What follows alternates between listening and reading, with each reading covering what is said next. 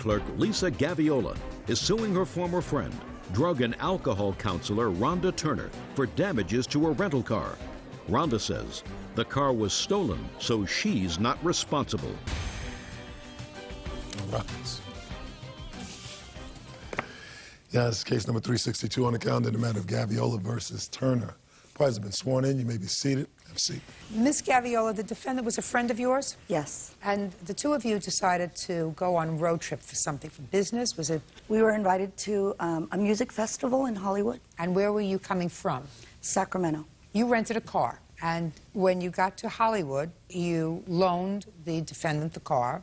Correct. It is your claim that she wrecked the car, and you are being held responsible by the rental car company. Mm-hmm. Ms. Turner says she did not wreck the car. She was using the car was stolen, and somebody else wrecked it. So it's not her responsibility.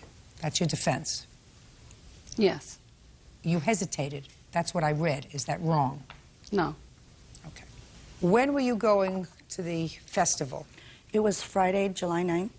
I left from Sacramento around 7. When did you rent the car? 5:30 that afternoon. From whom? Enterprise. And when you arrived in Hollywood, what did you do with the car? I lent the car to Rhonda. Okay. You got the car on the 9th of July? Yes, Your Honor. What happened? Actually, what happened was we drove from Sacramento Look to at me, not the floor. We drove from Sacramento to Los Angeles, and we Who did the driving? The plaintiff. Go ahead. And we arrived in Los Angeles, and we went to her boyfriend's house. And from that point, I had taken the car and went home. And we were to meet up the next day. Went home to where? To my mom's house, actually, in Los Angeles. Don't make things up as you're going along, because I'm going to come back to everything that you tell me. Okay. And, you know, the only reason you have to have a good memory is if you tell lies. If you tell the truth, you don't need a really good memory, because you can tell the same story over and over again, and it's the truth. Do you understand, Ms. Turner? Yes, I do. All right. So you dropped her off, you took the car, you went to your mother's house. Is that the last time you saw the car? No. When did you use the car again? The next day when it was time to go to the so-called festival. Did you go to the festival together? No, we met there. And you were driving the car? Yes. When you left, did you drive by yourself? Yes. Where did you go? To a family barbecue. Where? In Inglewood, California. And did you drive back to your mother's house? No, not at that point. When did you drive back? I didn't drive back to my mom's house from that point. We were at the barbecue, and that's where the car was stolen from. When did you find out the car was stolen? Sometime during the day when I got ready to go, went outside and the car was not there. What time? Between 7 and 8. May I see the police report, please, where you called the police and told them that the car was stolen? I didn't make a police report. Why not?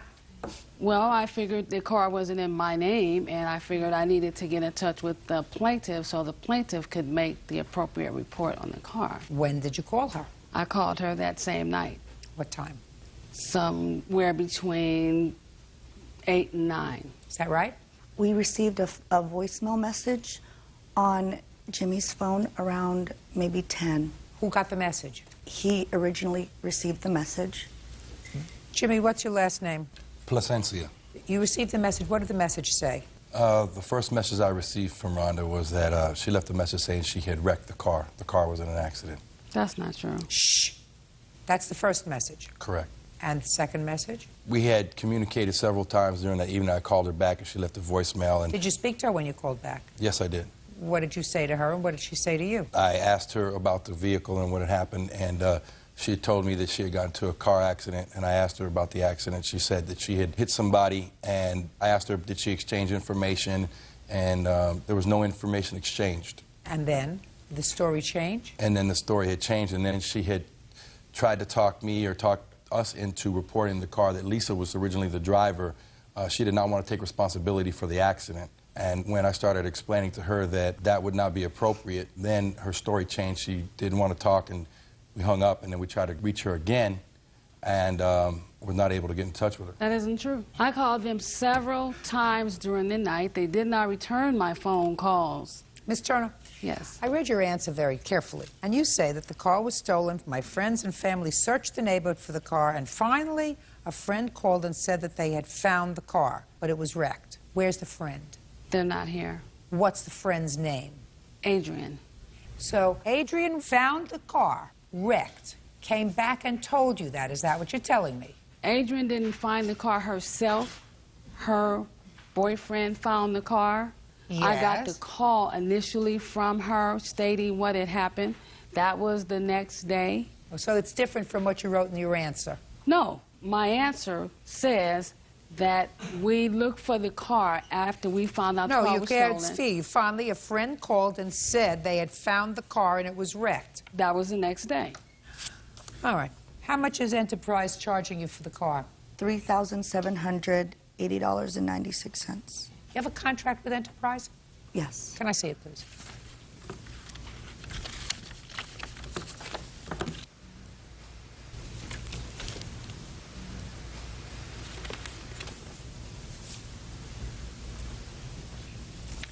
Okay. Now, you went into a contract with these people in which you guaranteed to them that there would be no other driver driving this car. Yes. You had no right to give her the car to drive. Yes. You understand that? Yes, I do. Because if you had put down her name, which you could do, and her driver's license, they would have said, now you're covered if you accepted insurance. Do you understand? Yes. That's why you're being charged this $3,780. Yes. So I have to find some sort of a reasonable balance between your wrongdoing and her wrongdoing, because I find, madam, that your story is a crock of baloney. Now, you damaged the car and you try to get out of it. And even if the car wasn't cared for properly while it was in your possession, you have to accept responsibility for that. You have to accept responsibility. You're not supposed to slough off responsibility. Neither are you. You did the wrong thing. But for the fact that you did the wrong thing, she wouldn't have been in a position to wreck your car that you are now being held responsible for. Do you have a car at home? Do I have a car? Yes. Do you have insurance? Yes. Well, if you had insurance, the insurance would cover this if you were permitted to drive the car. Do you know that? Yes. When she rented the car, she called me and said, do I need to get insurance on the car? And I said, yes, it would be the appropriate thing to do. Your Honor, she had assured me at the time when I had given her keys that she would be extremely careful and that she would be responsible for any damages to the car because she had full coverage insurance. I don't believe she said that to you. I don't believe she said that to you at all. In any event, I think you're each responsible for half of the damage to this car and half of what you're being charged for. 50%. 50% for doing the wrong thing, 50% for having an accident and not coming clean. Judgment for the plaintiff in the amount of half, $1,890. That's all. The rest you're responsible for. Parties are excused. You may step out. I'm glad that both of us were able to take responsibility of the car. I'm not going to say that I was liable for the car because I didn't wreck the car. I'm really just glad that it's over. I think it was a fair decision. It's been very challenging. We got insurance for the car. Had she told the story the way it should have went, she would have been covered. I really don't want to speak anymore. If you're going to be honest all the way. We're no longer friends. Don't tell half truth. I think it's about being selective of the people that are in your life. And now the next case. All parties in the matter of Troy versus Shaw. Step forward, please. Retail salesperson Patricia Troy is suing her ex-boyfriend, retail assistant manager Charles Shaw Jr., for the return of money meant to secure an apartment.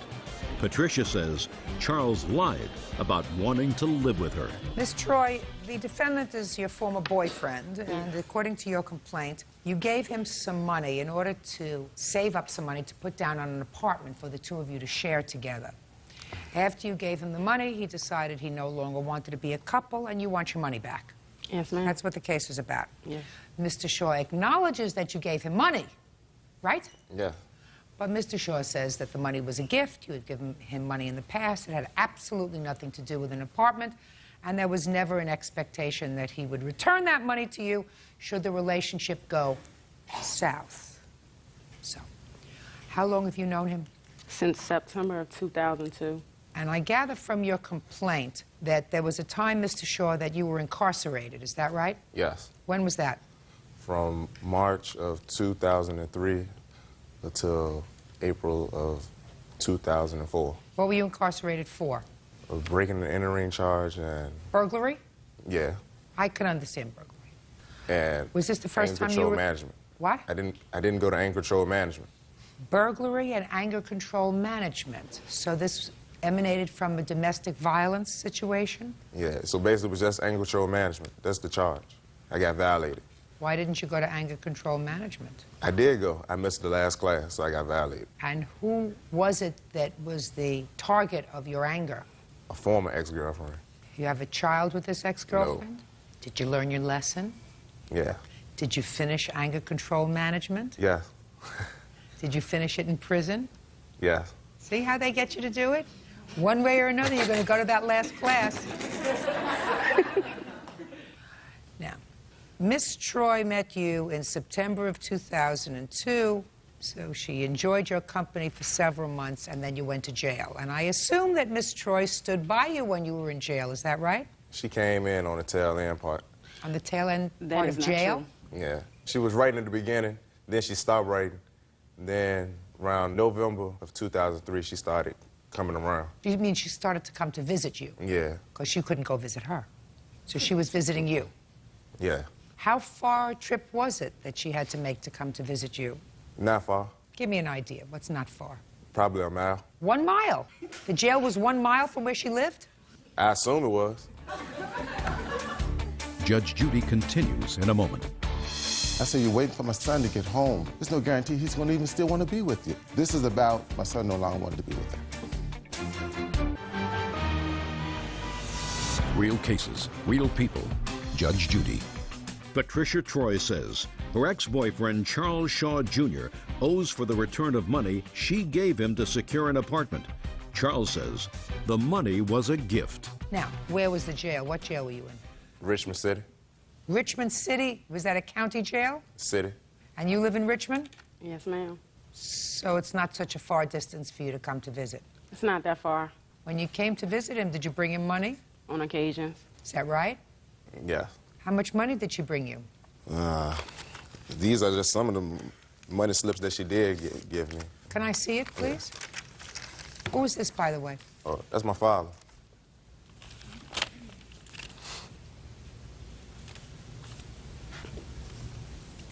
$20 on March 13th, $30 on March 27th, $30 on April 12th, $50 on January 22nd. All that money she didn't bring me. My father, right? My father gave her the money to bring to me. That's Why not didn't he complete. come to bring it to you? Because my father owns a furniture store, and she was working for him at the time. So during that time, he was at work. When she came to visit, she just brought the money down.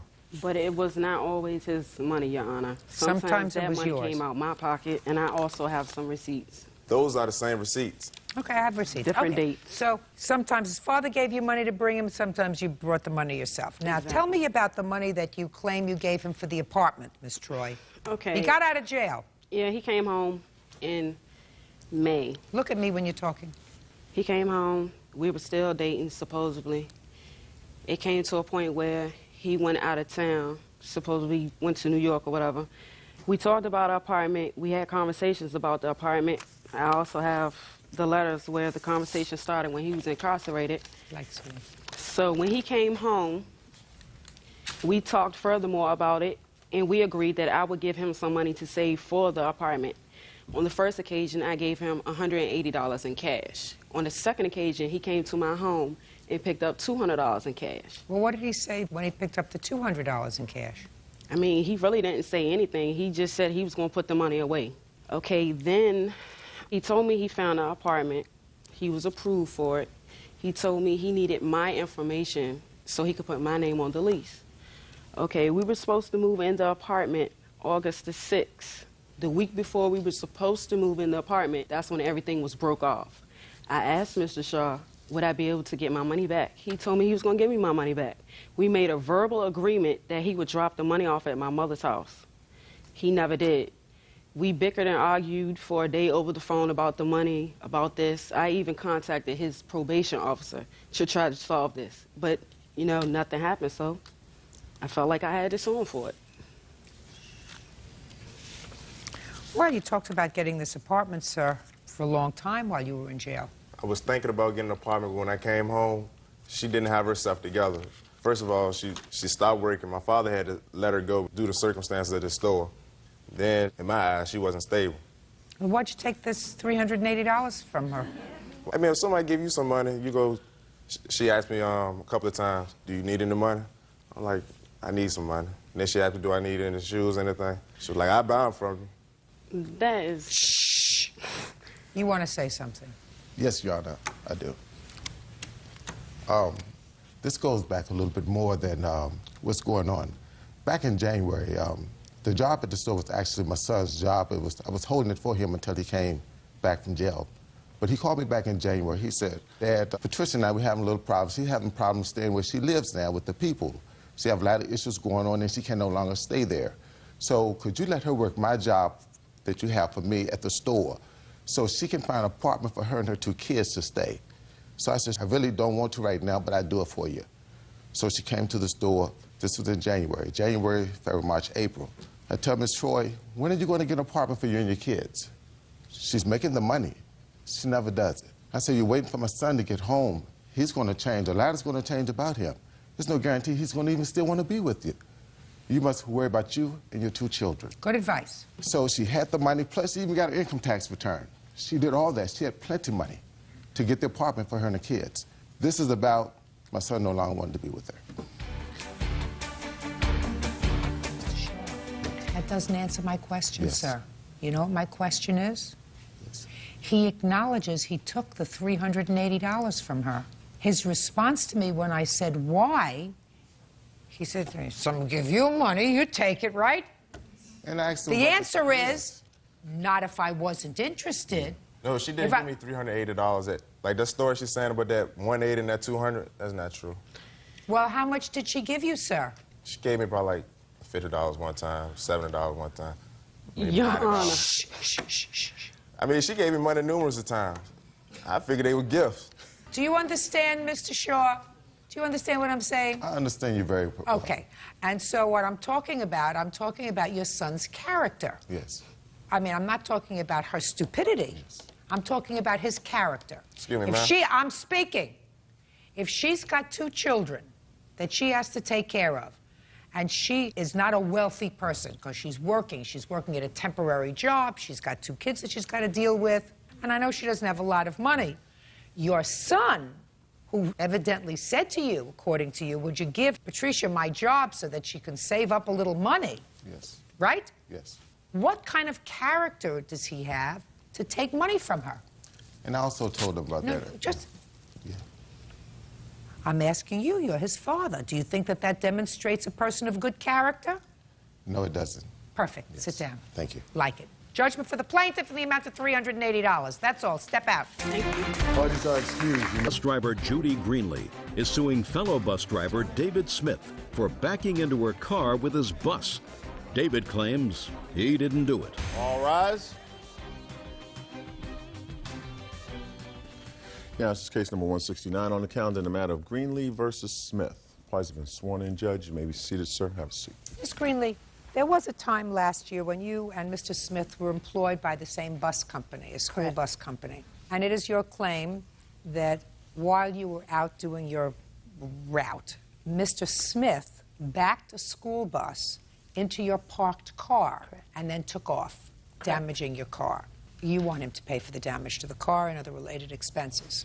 Mr. Smith says he never touched your car, and he is counterclaiming because he says because you filed these charges against him, he was humiliated at work, he was arrested on the job, and he was ultimately acquitted of those charges. Did you have a trial? No.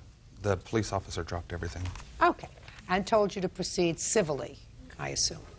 So he's got a counterclaim. When did this incident happen with your car? January 12th of 2004. And at what time did you leave that day on your bus? 6:30 a.m. When did you return to the yard? Approximately 8:15 a.m. When did you look at your car? As soon as I got back to the garage. And what did you discover? I discovered a dent, and there was rub marks from where my paint had been rubbed off of part of Do the you have vehicle. photographs of it? Yes, I do. I'd like to see the photographs. And I also have a videotape of the bus actually hitting the vehicle.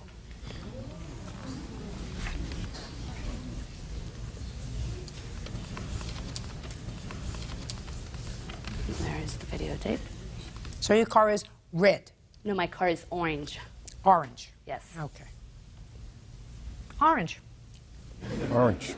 I assume Before you looked at the video, you conducted your own investigation. According to what I read here, a little bit of an investigation on your own. You went around looking at all the buses. Yes. And didn't find any of them with any damage. No. So what did you do next? We went on our afternoon routes. David's the only bus that did not come back to the garage that morning. So when we both drove at the same elementary school. He was off of his bus, and I went and I seen the orange paint and the rub mark on the back of the bus. My husband was actually up at the transportation director's office speaking with him, told him the damages I found. Okay. Don't tell me what your husband said. That's hearsay. But you saw orange paint Yes. on Mr. Smith's bus. Yes. Did you speak to him? No. All right, Mr. Smith. Now tell me your version of what happened that morning. I got in my bus around 6:40. I backed my bus up. I had another bus that was to the left of me that I couldn't clear, so I had to get off my bus because my two-way radio did not work on my bus. Got off my bus, went and asked the other driver if she could back up so I could go around. I did my route. So it's your claim that at no time did you hit Miss Greenlee's car? No, ma'am. Now, you were subsequently arrested? The police come to my work to arrest me for hit and run, but my boss asked them before they arrested me to go and watch the videotape at the transportation office. So my two bosses, the transportation director, the police officer, and myself, all went down. We watched the videotape. The police officer watched the tape twice. He come out, told me he was not going to arrest me. Just a second, did you watch the tape with him? Yes, ma'am. Well, what do you mean he came out and told you? What is that? He watched it twice. The first time we watched it together. Yes. The second time he watched it with the transportation director. And he come out and said he was not going to arrest me, he was not going to write me a citation, that he would let the insurance companies deal with it. Okay, can I see the videotape, please?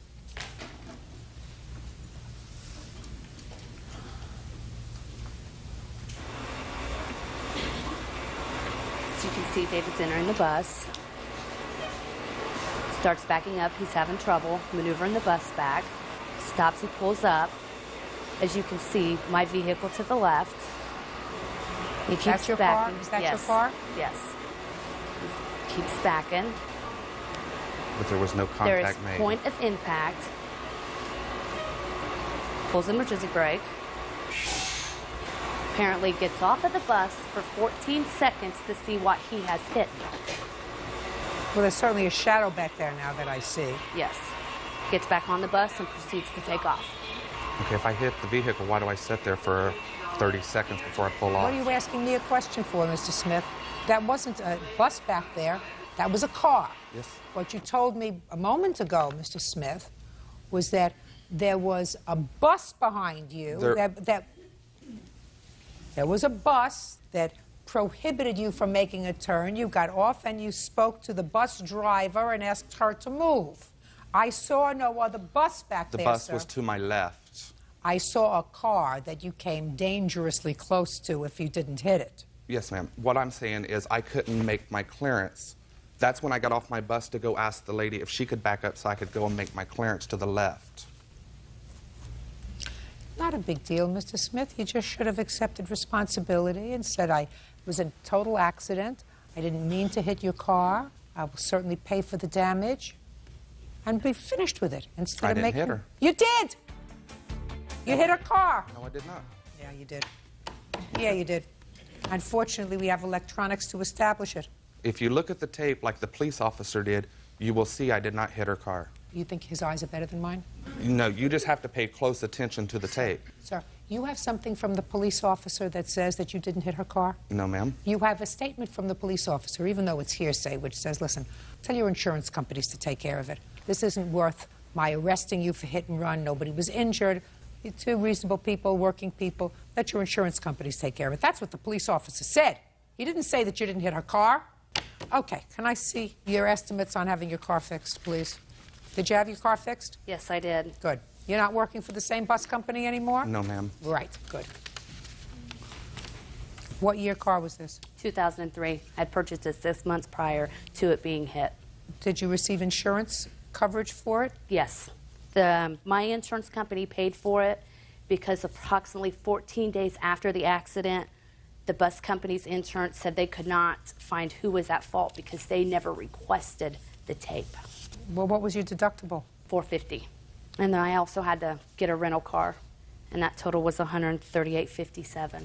And I have Why my credit are you card. suing him for $5,000? I'm suing for the deductible, the rental car, the actual damages to pay back the insurance company because my rates are going up because of the accident, and also $2,801.94 in punitive damages for the stress, the mental anguish that I went through over a year and a half of dealing with this incident.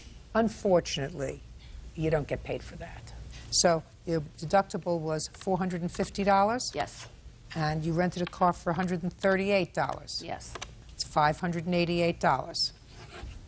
Could have resolved the whole thing. I don't owe her a dime. You do too. I do You not. hit her car. I did not And hit her car. And it may, Mr. Smith, be giving you the benefit of the doubt because this didn't look to me as if this was this kind of crash. It looked as if the bus was going very slowly and maybe you just eased into it with the bumper. But if you could see the damage, even if I eased into it, it's not going to cause that much damage. You have an expert that's going to testify to that, sir? I can get one. What did you think you were coming here for, a tea party today? This is it. You've been hocking around with this lady for well over a year. No, Pay her the $588. That's what you owe her. You were wrong. Say, I was wrong. I'm sorry. I know that that's sometimes hard, but that's what men do. I'm sorry. I was wrong. I should have resolved it then. That's all. Parties are excused. You may step out. You just don't want to admit and be a man and say I did it and I'm sorry. That's all I wanted from it. She's a deceitful person and I want nothing to do with her. I've never spoke to him a day after the accident happened. We used to be good friends and we had us falling out. I'm finally glad that justice did come out finally. And now the next case. All parties in the matter of Lucy versus Todd. Step forward. 18-year-old Christine Lucy is suing the father of her daughter, 19-year-old Fred Todd, for damage to her car. Christine says a drunken Fred kicked her door. Miss Lucy, this young man used to be your boyfriend? Yes. And you have a child together with him? Mm-hmm. And you claim that he has a bad temper, and because of his bad temper, he kicked or slammed your car door on 2 separate occasions, causing some damage. Yes. Mr. Todd says that your car is old, that you both lost your temper and slammed the car door. Yours on your side, his on his side, and he's not responsible for any damage. How old is this baby that you have together? She is a year old. Did you ever live with Mr. Todd? Yeah. When I found out that I was pregnant, we moved in together, and from then it's been kind of a rocky relationship. I've moved out and moved back in a few times. When you move out, you move back home with your parents? Yes. How old are you? I'm 18. Where are you living now? With my parents. Stay there. I am. I mean, it's not for you. You're 18, you're still a baby yourself, but you made a baby, you have responsibility to give that baby a certain amount of stability, and you don't need any more boyfriends for a while, and you just have to concentrate on your child. And that's why I decided in June of this year that I wanted her to have a stable home where her family wasn't fighting all the time. Right, because an 18-year-old, how old are you? 19. Another genius. An 18-year-old and a 19-year-old, or a 16-year-old and a 17-year-old, when they make a baby, that's a very dumb thing. Would you agree with that? Yeah. So, when was the first damage he allegedly did to the car? In July of this year, he was too drunk to drive, and his mom needed a ride to work. And I went to go pick him up and take him over to get his mom and take her to work. And on the way there... You mean, just a minute, his mother called and said he's too drunk to drive? No, he called me and said that his mom needed a ride to work and he was too drunk. What time of the day was this? It was about 10 o'clock at night. Does that ring a familiar chord, sir? No, Your Honor. For one thing, I wasn't drunk. I hadn't been drinking. Your Honor, that's... Shh, just a second. I Mr. didn't Todd. have a car at the time. Mr. Todd, actually. Did you say to her, I've been drinking? Let's say you didn't use the word drunk. I've been drinking, my mom needs a ride to work. Yeah, okay, yeah. You know, I mean, listen to me. I have in my brain a truth machine. I'm not here to hurt you, Mr. Todd. I'm only going to hurt you if you don't tell me the truth.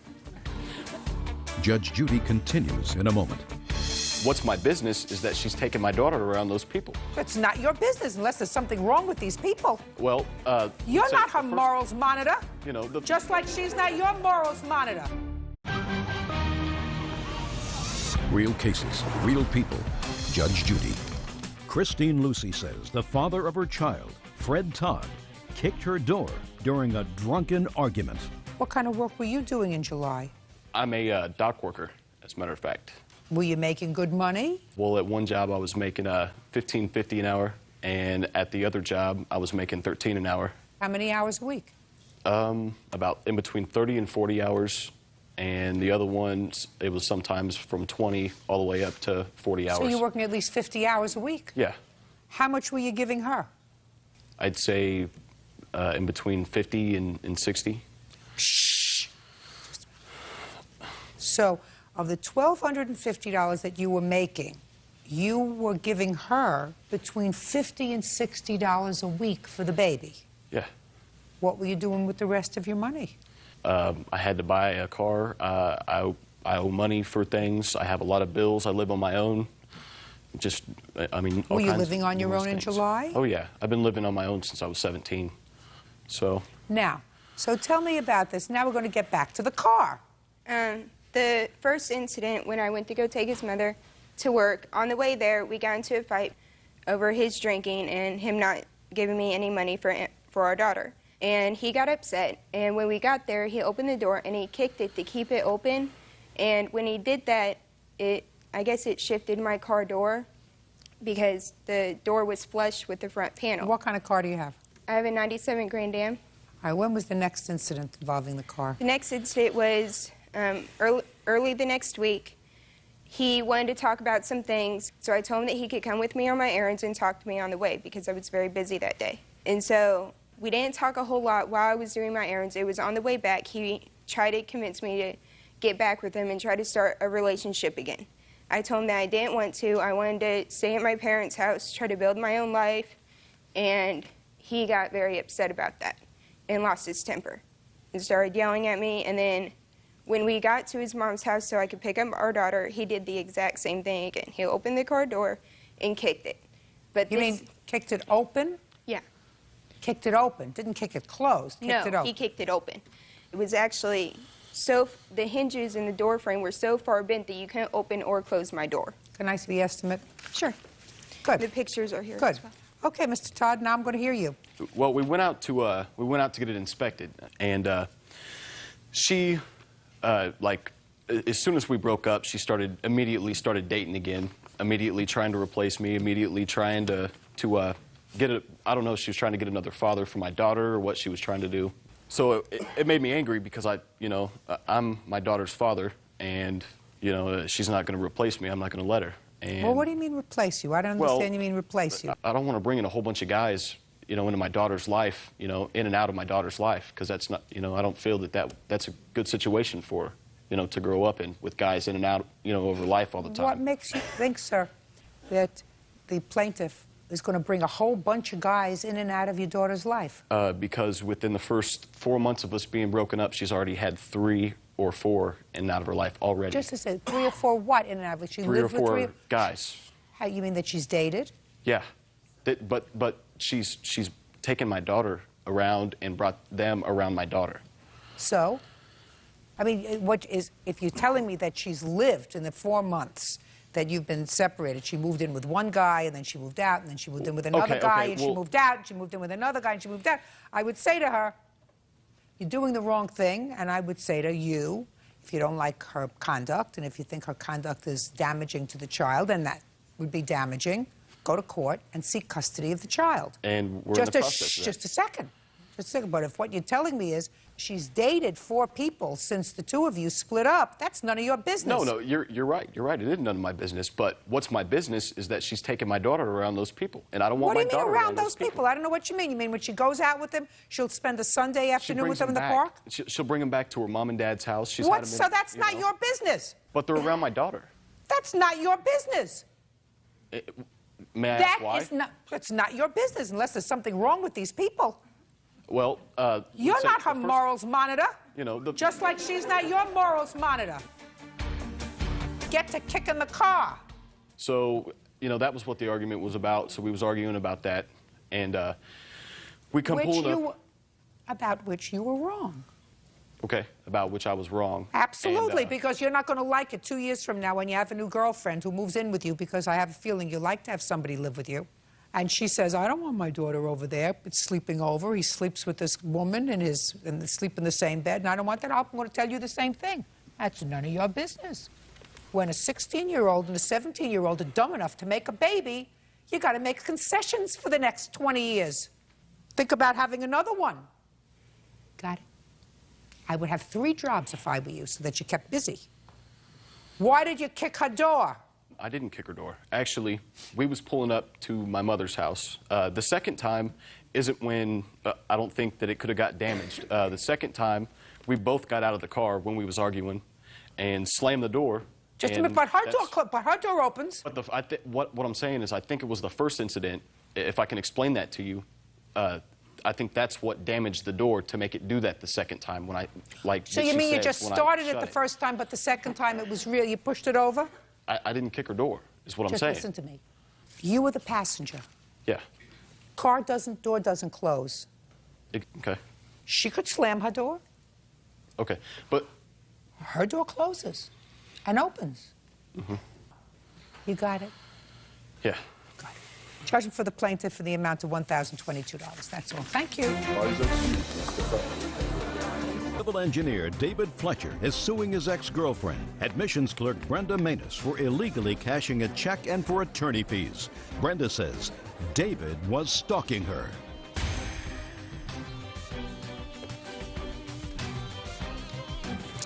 That's case number 345 on the calendar in the matter of Fletcher versus Manus. Has been sworn in. Judge, you may be seated. Ladies, have a seat, please. Mr. Fletcher, you and the defendant used to date. Yes, ma'am. And there came a time when, according to your complaint, the defendant had accused you of being unfaithful. Yes, ma'am. And you said to her, it's not true. Here's a blank check. I'm signing it. You take this blank check and go hire yourself a private investigator and investigate me. Yep. So far, is that right? Yes. So she took the blank check, she filled it out, made it payable to herself for a couple of $1,000. Mm-hmm. Ma'am? Who did you make it payable to? He made it payable to me. Oh. He put my name in it. Fine. You just filled in the amount? Yes, ma'am. Then things didn't go well. She accused you of stalking her. Mm-hmm. You were arrested, had to hire a lawyer. Those charges were subsequently dismissed. So you want the $2,000 back from the check and the attorney's fees? That's correct. Ms. Main says she cashed that check and wrote in $2,000 because she had to be taught a lesson not to be such an idiot. I mean, she doesn't say that, but that's about what you said. And that she had grounds to file a complaint for stalking because you were, in fact, stalking her and making her very uncomfortable. Was he stalking you because he wanted his money back? He never asked for the money back, Your Honor. Never? No. When, for the first time, did he ask for the money back? I received a, let's say, a letter let's start from at the work. beginning. When did he give you the check? It was end of April, first part of May. Can I see a copy of the check, please? Yes, ma'am. I put together this, and it's got an index with all the fingers. Do you just want that? Listen to me. I'm not as young as I used to be. Okay. Just give me a copy of the check. There's some other stuff stapled to it. April 6th. But that's the date on the check. And it was cashed? In the upper right-hand corner there, it's the 8th of April, is when it actually transpired through the bank. 2 days later. Didn't waste any time. No. What'd you do with all the money? I paid a bill of my daughter's. Mm-hmm. And that's about it. Okay, then I have here some emails. You were hell-bent to give me these things anyway. This one is dated Thursday, April 8th, 9:14 a.m. From you. No, David, I'm not going to hire a PI with your money, but I'm going to hold on to your money for a couple of months so you can sweat a little. That should be long enough to teach you a lesson on giving someone a blank check. By the way, I cashed it for $2,000, and you did have money in the account. You're lucky I didn't cash it for $10,000 like someone suggested. You lied to me about how much money was in your account, so you must not trust me. I hate liars, and once I'm lied to, I have a hard time believing anything that a person says to me in the future. How much after that did you break up with him? We were broke up. 2 days later after he gave you the check? Prior to the check. You're not a nice person. Maybe not. Well, you're right. Well, I'm glad if somebody knows themselves. That's the first step to self-healing. I mean, you took advantage of him. I don't feel that I did, Your Honor. You don't feel as if you took advantage of him. He gave you this check for what reason? He gave you the check and said, I haven't been doing the wrong thing. I have been doing the right thing. Here, take this.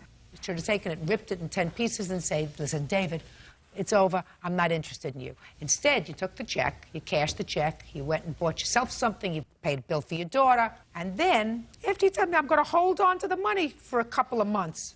That's what you said to him. So far, you owe him $2,000. Excuse me? So far, you owe him $2,000 because you said you were going to give it back to him. That's what you said in the email. That's your email. That's what you said. Like you said, I'm going to me? I don't care what he wrote to you. You told him that I'm going to hold on to it long enough to teach you a lesson. Did you learn your lesson? Yes, ma'am, unfortunately.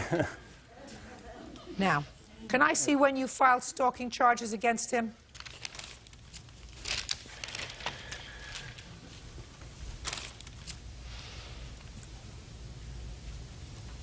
Did you continue to send her letters and emails and flowers?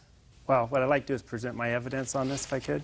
Listen While to me. we were dating, I did. Listen to me. When we were Listen to me. Watch me. After she cashed this check, did you send her flowers? The last flowers I sent her was the first or second week of April. After the check, we were broke up for like a week. We got back together, and I have emails that she has communicated with me. When you say you got back together, did you take her out for dinner? We went out to dinner, and I have my business partner here that came over to Gold Beach, and she'd actually went out to dinner with us. After April 8th? After, yes. Okay. Now, when did you tell him that you didn't want him calling you anymore? I can answer that. Go ahead. It was May 19th, and I have the last email correspondence that I actually had with her. Can I see it, please? Yes, ma'am. This was the last correspondence. And that's when she told me that she had a boyfriend and I was cramping her style, evidently. I don't say May cramping 19th. style. And from that point on, I had no more contact with her, other than after I got served with a stalking order, which I got served. That was May 19th. When I had a hospital appointment, I had to have some surgery done at the hospital there. She works there, and bumped into me. And after I got done with my surgery and I got home, the next thing I know, I'm getting served with a stalking order. And that was, I hadn't saw her for almost a month. How come you never told the police that you ripped him off for $2,000? I don't see that anywhere here. Your Honor, I didn't rip him off for Yes, you did. $2,000. Well, I'm sorry, I didn't. Oh, you did. Okay. Oh, you did. Judge Judy continues in a moment. How come you didn't say to yourself, maybe if I give him back the $2,000 that I took from him, maybe he would leave me alone? What are you looking at me? Am I speaking a foreign language to you? And later today, Would you describe the dog when you went there? She was bleeding really bad from her mouth, and when I tried to, move her lips to see what was wrong, it was like a seizure. She started turning her head around real bad. How did this happen to his dog? real cases, real people. Judge Judy. David Fletcher claims ex-girlfriend Brenda Manus owes for illegally cashing a check and for falsely accusing him of stalking. Now, he didn't make you a gift, he didn't make you a loan. It was clear that he was trying to be a boyfriend and gave you this check. And initially, put your hand down. Initially, what you said was, 2 days after you cashed the check was, I'm just going to hold on to it for a couple of months to teach you a lesson, not to be a fool and give somebody a blank check. Somewhere along the line, you changed your mind after you spent the money. So my question to you is, how come you didn't tell the police when you filed these charges against him, not for threatening you in any way, just he sent you emails, he sent you flowers, then he called you. How come you didn't say anywhere in any of these statements that I took $2,000 from his bank account? You didn't think that was relevant? Nope. No. And how come you didn't, if you thought that he was stalking you, how come you didn't say to yourself, maybe if I give him back the $2,000 that I took from him and made a fool out of him, maybe he would leave me alone and wouldn't bother me. And here's the $2,000, because he says to you in an email, why don't you just give me back my $2,000? I'll leave a deposit slip for you. What are you looking at me? Am I speaking a foreign language to you? I would like to see that. I don't recall Sure. that. Sure. Thank you. How much was your lawyer? $712. $712, did you say? Yeah. Refresh your recollection now? When he says, I'll leave you a deposit slip, please put my money back in my account. When did you do that, Miss Maines? When did I put the money back in his account? Yeah. I did not. And if somebody was stalking me, if someone was following me around, if someone was coming to my place of business, I would say, gee, I want to remove any irritant that might exist with that person because they feel like a fool. Not a nice person. You were right at the beginning. First statement was right. You are not. Judgment for the plaintiff in the amount of $2,712. You don't abuse the courts by filing stalking petitions when you've done the wrong thing. Goodbye. Parties are excused. You may step out. He's mad because I filed the stalking order on him. No, there was no stalking. He emailed me constantly. I blocked his email. Only part of the hateful part was the part that she told me when she had a boyfriend. Called 2 and 3 times a week. I emailed her back and I told her what I thought of her leading me on like that. He would not leave me alone. She basically wrote the check for more than she was supposed to. He gave it to me. It was supposed to be paid back. It wasn't paid back. Was never asked to be returned. There'll be no more blank checks. And now the next case. All parties in the matter of Fisk versus Billy, step forward, please.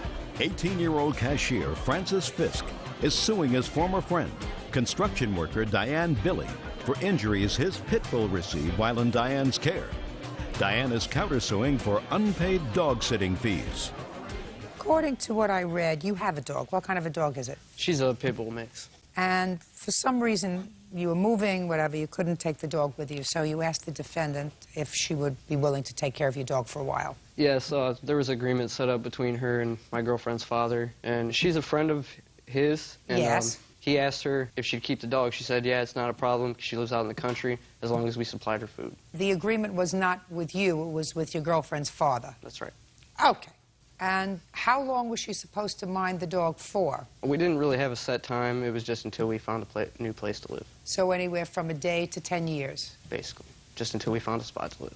According to your complaint, when you got the dog back, someone had severely beaten the dog. Yes, that's right. And had severe head trauma. You want Miss Billy to take care of the vet bills. Yes. That's what the case is about. And Miss Billy says she doesn't know what happened to the dog. She certainly didn't beat the dog. And you owe her for food and for boarding the dog. So that's your counterclaim. Yes, ma'am. When did she take possession of your dog?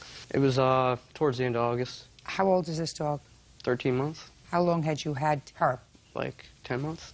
From the time she was a puppy? Mm-hmm. Now, did you go to visit regularly? Yeah, at least 3 or 4 times a week. And did you bring the food as you promised you would? Yes. All the time? We left the bag over there so she could feed the dog when we weren't there. But every time we went over there, my dog's food bowl was empty, her water bowl was dry. If that happened every time, Mr. Fisk, why didn't you remove the dog from her care? Because I had no place else to take her. Why didn't you allow her to be adopted by somebody else? Nobody wants a pit bull. Well, you wanted a pit bull. That's right. I had another case not long ago with people who had a pit bull. So evidently a lot of people had a pit bull. That's not a smart thing to do. It was hard. I mean, it was... What efforts did you make to try to find somebody else to take the dog? Everything I could. I talked to my mother, her friends, everybody I knew, and I couldn't find a place. Did you put an ad in the paper? No. For a 10-month-old pit bull? No. Friendly? No, I didn't put any ads in the paper. When did you find the dog injured? I got a call on October 15th at about 10:30 saying, your dog is sick. I don't know what's wrong with her. You need to come get her. I couldn't go. I had to go to work. So I got in contact with my girlfriend at school. She came home. Her and her stepmother went and got the dog and took her to the vet. When did you see the dog? When I picked her up from the vet's office after I got off work. Step up. Tell me your name. Justine Price. Miss Price, would you describe the dog when you went there? Well, she was usually kept in a kennel, and she was in their breezeway inside of a cardboard box. She was bleeding really bad from her mouth, and when I tried to, move her lips to see what was wrong, I don't know, it was like a seizure. She started turning her head around real bad, so we took her to the vet. You have a report from the vet? Yes, I do. I'd like to see it, please.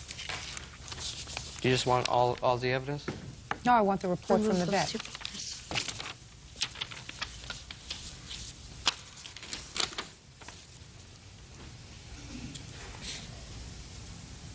The dog had a broken jaw as a result of trauma. They wired her jaw. How did this happen to his dog? I don't know. Who lives in your house? I have roommates that live there. Matt was there. Who's Matt? How is he related to you? He's not. He's a good friend of mine. I work with him. Was Matt at home when this happened? We don't know what happened. The dog was loose for 2 days, and I called to let them know that the dog was loose for 2 days. And when was the dog loose? What, 2 days? 2 days before, the Friday that I fed the dog, it came back that Thursday. She got loose on Wednesday, and she was gone for 2 days. And then she came back? And she came back. I tied her up. It was dark out. I tied her up. I didn't think that anything was wrong with her. She didn't act, you know. And then the next morning when I went to go feed her, that's when her head was sideways and she looked sick, so I called Frankie to let him know that their dog was sick and they'd take it to the vet. And he said he had to go to work. They never You know what happened to the dog? I have no idea. What? He's the one that's accused of hitting my dog. But I couldn't do anything about it because I couldn't prove it. Well, what makes you think he hit your dog? Because the person that spoke to her and spoke to us told us the whole story. I mean, I wasn't there. I can't say that's what happened. But I heard the same story from 2 people that both associate with Diane.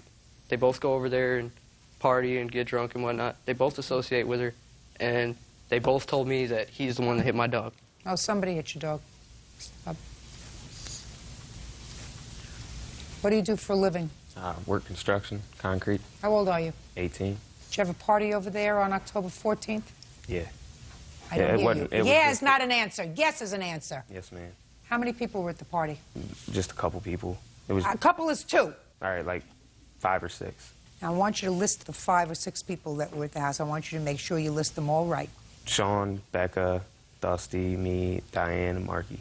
And what was the drink of choice that evening? Bud Light. Anything other than Bud Light?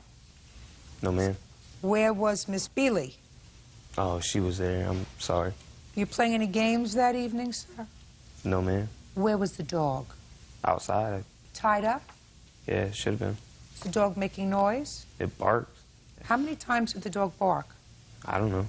Did you go out to see? Dogs bark. They were both barking. So between the time you had this party on the 14th and the 15th, something happened to the dog. What do you think that was? I have no idea.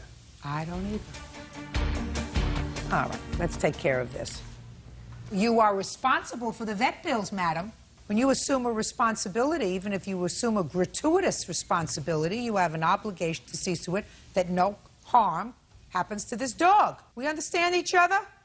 And if you've got 5 or 6 teenagers, either chronologically or mentally, drinking beer in your house, and something happens to this dog, that's your fault. Now, these are prospective vet bills. It may work, the jaw wiring may work, and may not work. When I spoke to my vet, she's had some problems breathing. And when I spoke to him, he said there's more than like a 90% chance she's going to have the major surgery.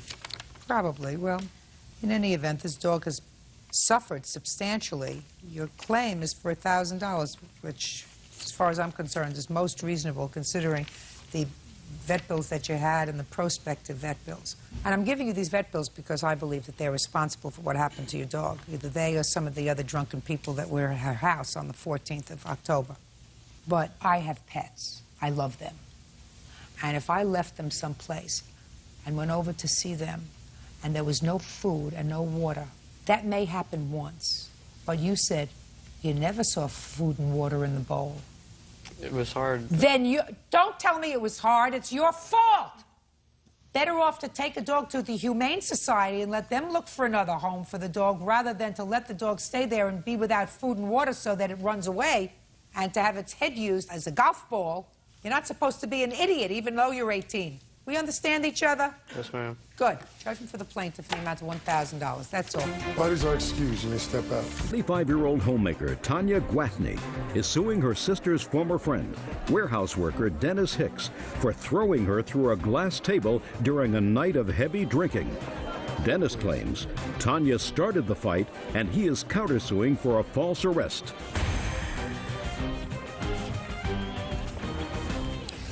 Yeah, this is case number 320 on the calendar, the matter of Gwatney versus Hicks. Parties have been sworn in, Judge. You may be seated. Thank you. Have a seat. You're welcome. Ms. Gwatney, the defendant is a friend or was a friend of your sister's. Correct. According to what I read, you were visiting at his home. Yes. Your sister was there? Yes. And maybe some other people. According to you, Mr. Hicks, for no apparent reason, assaulted you, causing you some serious physical injury. He was, in fact, arrested for that assault and ultimately acquitted, found not guilty. Yes. So you are suing him civilly for the injuries that you sustained. Mr. Hicks says that you, in fact, instigated this fight. You hit him, you had been drinking. He is counterclaiming. He wants money for the cost of defending his criminal case, as well as damage to his door that he claims that you caused. Is that right, sir? Yes, ma'am. Okay. When had you gone over to Mr. Hicks's home? October 24th, 2003. What time? Probably about 7, 8 o'clock. In the evening? Yes. Who did you go over with? With my daughter. How old is your daughter? She was 1 at the time. And where was your sister? She was catching a cab over there. She was on her way over with her 2 children. What were you going to do at Mr. Hicks's home? Just getting out of the house that I was staying in. We was going over there to kick it, have fun. Had Mr. Hicks invited you to come over? Yes, he did. Is that right? Yes. Okay. What happened when you got there, Miss Wackney? What happened when we got there, okay, we was sitting down. He went and got some beer. There was another girl there, and we was just at the time just talking, having fun. My sister came in, her and the girl had left. And I watched the kids while she was gone. All the time he was talking about this girl, how she was, you know, just talking real bad about her. You mean the girl that your sister was with? Yes. So when they got back, my sister and her was in a room. And I went up in there and I asked the girl, did she want to move in with me? I told her she could pay me $25 a month and I let her stay with me. Okay, Mr. Hicks got upset. Did you know her? No, she was a friend of my sister's. And you had never met her before? No, I haven't. So you went over to her, never having met her before that evening, and said to her, would you like to move in with me for $25 a month? Yes, I did. How old are you? I'm 25 now. Who else lives in your home besides your daughter? Just us two, my daughter and myself. Well, what did you know about this girl who you asked to move in with you? I didn't know too much about her, but my sister knew her, and I figured that she needed some help at the time. Okay, so you asked her if she wanted to move in with you for $25 a month. Yes. And then what happened? Mr. Hicks got upset. He told us that we had to leave. He grabbed my daughter by her arm, pulled her out the room. I got up, I asked him, why is you touching my child? And he grabbed me by my neck, slammed me against the wall, and slammed me on top of the glass table. And what happened to the glass table? It broke, and my back, I missing skin off my back and had 7 stitches put in. So that's how your back was injured, because the glass top table broke? Yep. Then what happened? There's another guy that was there. He came in, he grabbed Dennis up off of me, and I ran out of the room, ran into the living room, grabbed his phone, called 911. Grabbed whose phone? Mr. Hicks' phone. And the police came? Yes. All right, Mr. Hicks, let me hear your version of these events, sir. Your Honor, Miss Adams, who is Miss Gaffney's sister right there, she was already at my home with her 2 kids. Miss Gaffney called my home looking for her sister. She asked, was her sister there? Does that sound right? Is that coming back to you now? No, it's not true. Okay, go ahead. So therefore, I stated, yeah, your sister's here. So then she asked, could she come over? I told her no, because of a previous incident that had happened. What was the previous incident? What the previous incident was her and her sister were at my home one evening, and she was drinking and everything like that. She went into the bathroom. A half hour had elapsed, and me and her sister started getting worried. So we finally got the bathroom door open. She was sprawled out on the floor of the bathroom, and my pills, my medication, I'm an epileptic, were on the floor as well. Bottle open, pills sprawled out. We dragged her from the bathroom into my bedroom, put ice on her, you know, tried to smack her to get her to wake up and everything like that. Finally, she woke up. So I had that incident in my mind. So you told her not to come over? Right, but... Does that sound like something that may have happened, Miss Adams? I have something to say. Miss Adams, listen to me very carefully. Yes. He's just described an incident where you had to go into his bathroom to retrieve your sister from the floor of his bathroom. Did that or did that not happen? Yes, it happened. Good. Now sit down. No. Okay. Go ahead. After that, everyone kept saying, no, man, come on, let her come over, man. So finally, I gave in. So what happened then was she came over. Everyone had started drinking and everything like that. The lady walked in. I'm calling her the lady. Okay, it's the same one she offered the $25 to for the room. Gotcha. She came in, looked at Miss Gaffney and said, ooh, she got a nice fatty. A nice what? Fatty. Fanny. Fatty. Fatty. F-A-T-T-Y. A nice fatty. What does that mean? Backside. Rear end. Okay. And smacked her on her backside, okay? Miss Gaffney smiled a little bit. So then the lady, Miss Adams, they went into the bathroom for about maybe 5 minutes. They left. Miss Adams and the lady left? Yes, they left. Okay. So therefore, it was just me, Miss Gaffney, Johnny, Lanier, okay? She was drinking and she was talking about the lady and everything. So me and Johnny, who knew things about this lady, tried to tell her, do not mess with her. Don't get involved with her. You know, she's no good. She will steal from you. She will rob from you. She has bad news. She has a disease, okay? Bad news. Exactly. Got it. She didn't want to listen, okay? She said, I'm grown. I'll make my own decisions, who I mess with, who I don't. So then I simply told Ms. Gaffney, I said, okay, if that's the way you want it, fine. As soon as they come back, y'all can leave, just like that. Judge Judy continues in a moment. They were in the room smoking marijuana, and so I patted her daughter behind the neck, and I said, you shouldn't be in here while they're doing that.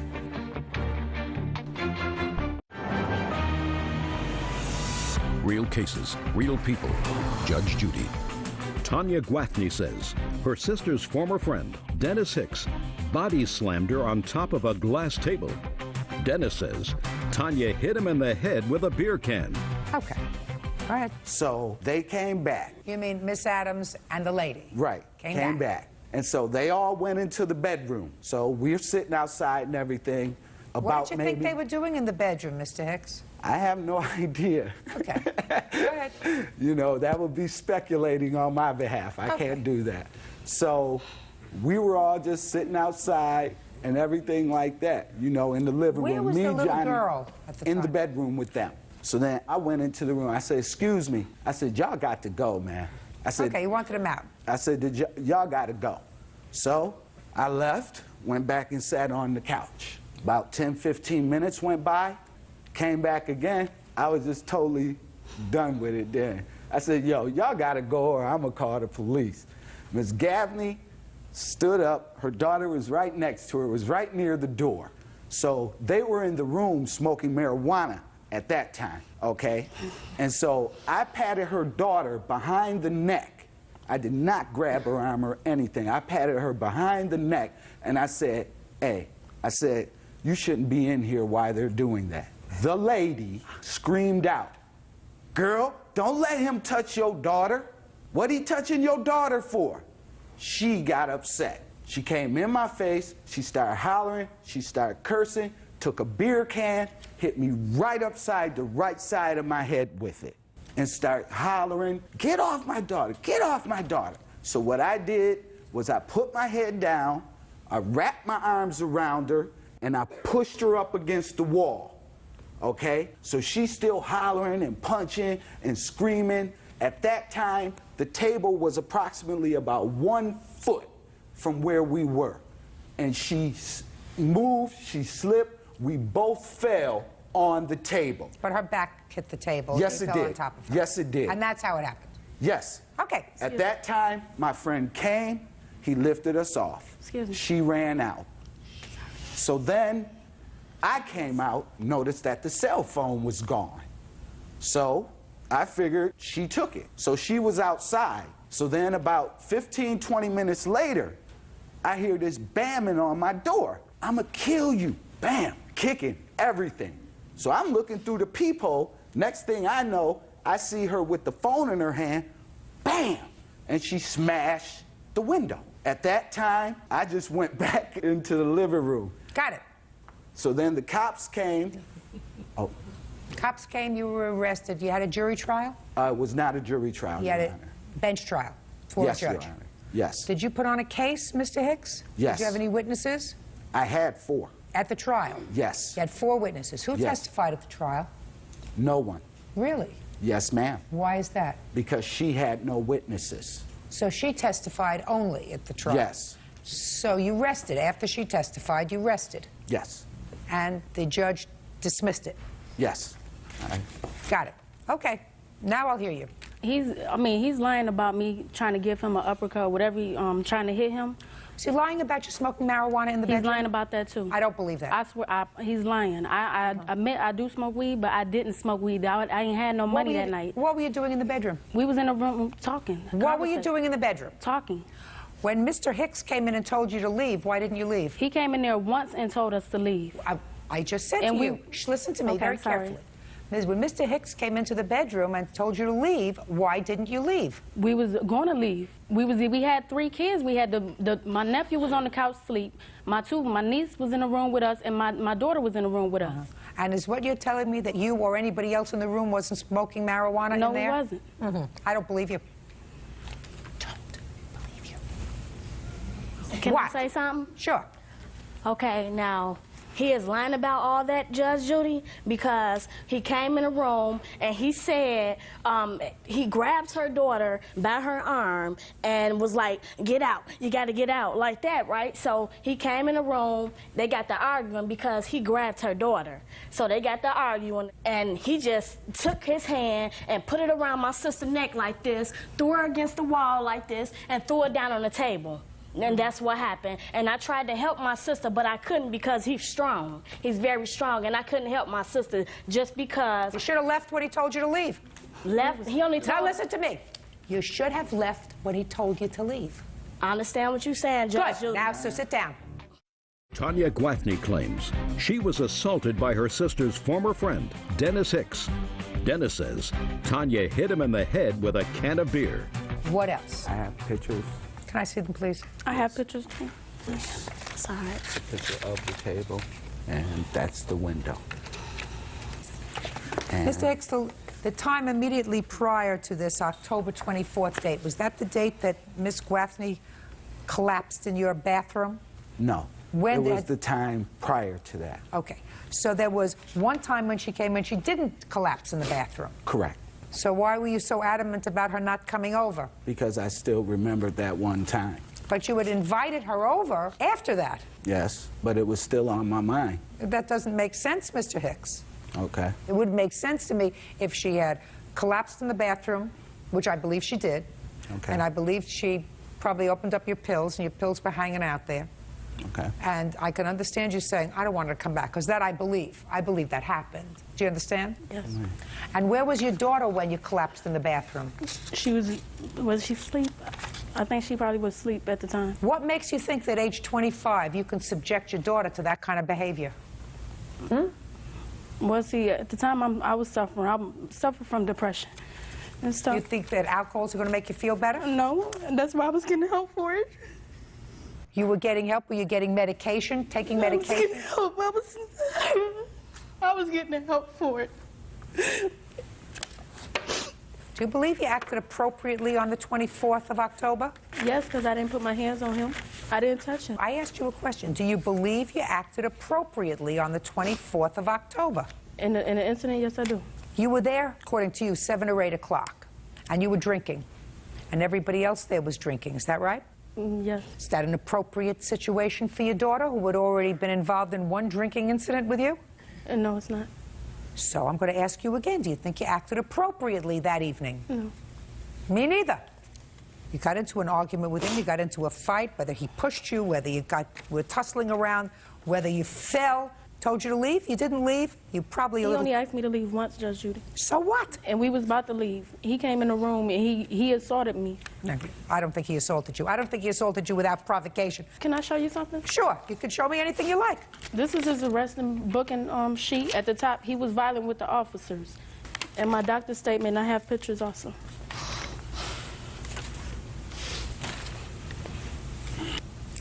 I'm looking at the photographs of the injuries from the glass.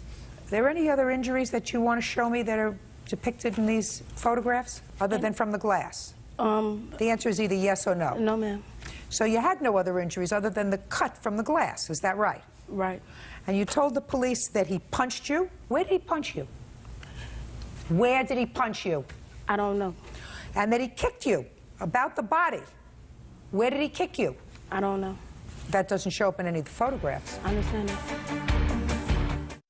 There is no evidence on any of the photographs that you've shown me of any punching, any kicking, nothing. The only thing that there is evidence of is that you fell into a table and your back was cut. I didn't fall.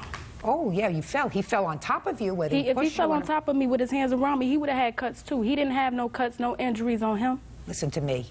You have no case.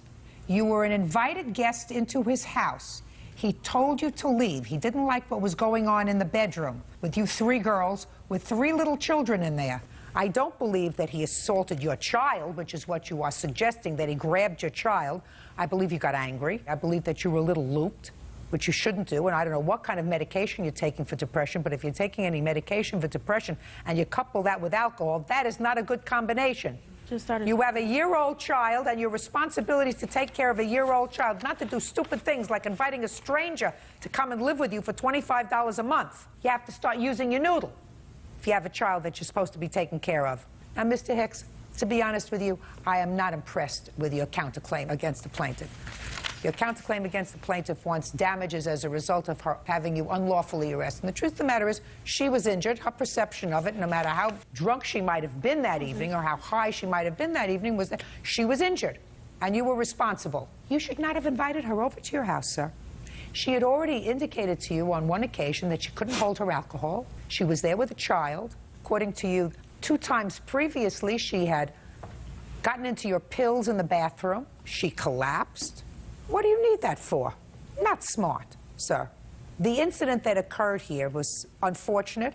She was injured. She was critically injured. She had a couple of stitches in her back because the table broke.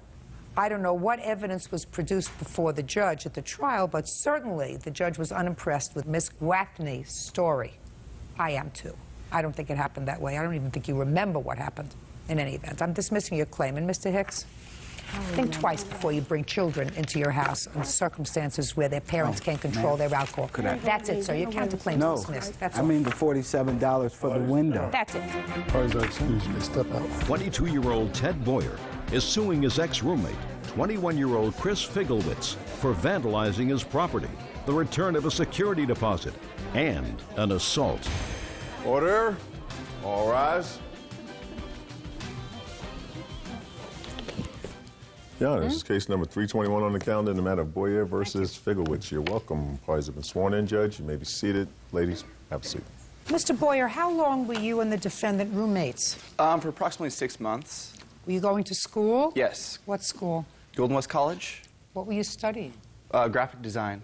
And you? I go to Musicians Institute. Were you friends before you moved in together? Yeah. Yes, am. Quick study. This is your complaint, Mr. Boyer, that this idiot decided to play a little prank on you and sprayed your room with urine, destroying your mattress and your computer. Now, Mr. Figlewitz says it was just a little urine, and it could not possibly have destroyed your mattress because he just got it on the edge of the comforter. Yep. Yes, Judge Judith. And that it certainly did not go on the computer. In addition, on the same day, he assaulted you, and you were injured. You have photographs to show me. Yes, ma'am. And in addition to that, after you, because immediately after this you moved out, you never got your security deposit back. Now, the defendant says he never assaulted you, and you didn't get your security deposit back because you didn't come and clean up the apartment, right? Yes, that's true, and also he didn't pay all his bills either. I don't have a counterclaim. Okay. When did you move in? August 2004. And when was this incident with the urine? Late February. Tell me what happened. It's kind of a funny story. I came home from work one night, and they were out partying, and there was probably like 4 or 5 people over. And it was a common occurrence at the house. There was always a lot of people over. And at that time, I was working and going to school, so it wasn't my main point of interest to be partying all the time. And I had just become fed up with it after a while. So I was staying at my girlfriend's house, Asia, for the last 3 months because of not only the pranks that were going on, plus the partying. So I decided I'm going to get out of here. I don't want to deal with this tonight. So I take a couple of DVDs over to Asia's house, and we're going to go watch them. I come back because I forgot the ones that we meant to watch, and find the defendant, Mr. Figowitz, in my room coming out with a spray bottle and laughing. I was there. Yes. Yeah. And so, obviously, we're like, what are you doing in my room? That's inappropriate in the first place. And he just laughs and runs outside. And we're like, where are you going? What are you running outside? So we go outside, and he's obviously drunk at this point. So I begin to ask him what he was doing. Ultimately, I get him to admit that he was spraying urine in my room out of a spray bottle. And just a second. Yes. How did it get in the spray bottle? You know, you use your imagination. I don't want to use my imagination. I want went you in the to tell bathroom and filled it up. how much of the spray bottle. Maybe. Show me how big the spray bottle was. It was like this big. I maybe filled up that much. And then did you put some water in it? No. So it was straight urine. Yeah. See, the reason I don't like to use my imagination is if you do something stupid, I like 10 million people to hear that you've done something stupid. That's my joy in life. When did this idea foment in your brain that I'm going to go into the bathroom and instead of urinating in the toilet, like most people do, I'm going to go to the bathroom and get a spray bottle, whatever was in the spray bottle, I'm going to dump out. And then I'm going to fill this up, and I want to know, when during the course of the evening did that idea foment in your brain? It was pretty spontaneous. It was spontaneous because you had had enough to drink to make it spontaneous? No. Were you annoyed at Mr. Boyer? A little bit, but Okay, so you were a little annoyed. yeah. What were you annoyed about, sir? You're never going to know where I'm going, so don't try to figure it out, sir. You think I'm going to zig, and I guarantee you I'm going to go the other way. So just try telling me the truth. You'll be a much happier person and much less embarrassed. I mean, there was pranks on both parts. Like I found a can of tuna, raw tuna, underneath my mattress between my box spring. When was that? A few days before. Had you done that? No. How did you know it was him? Because I had my other roommate and he told me it was, so. Maybe it was your other roommate trying to get off the hook. Could be, but Could be, I doubt right? it. Okay. Why else were you mad at him? I felt unappreciated because I paid for everything.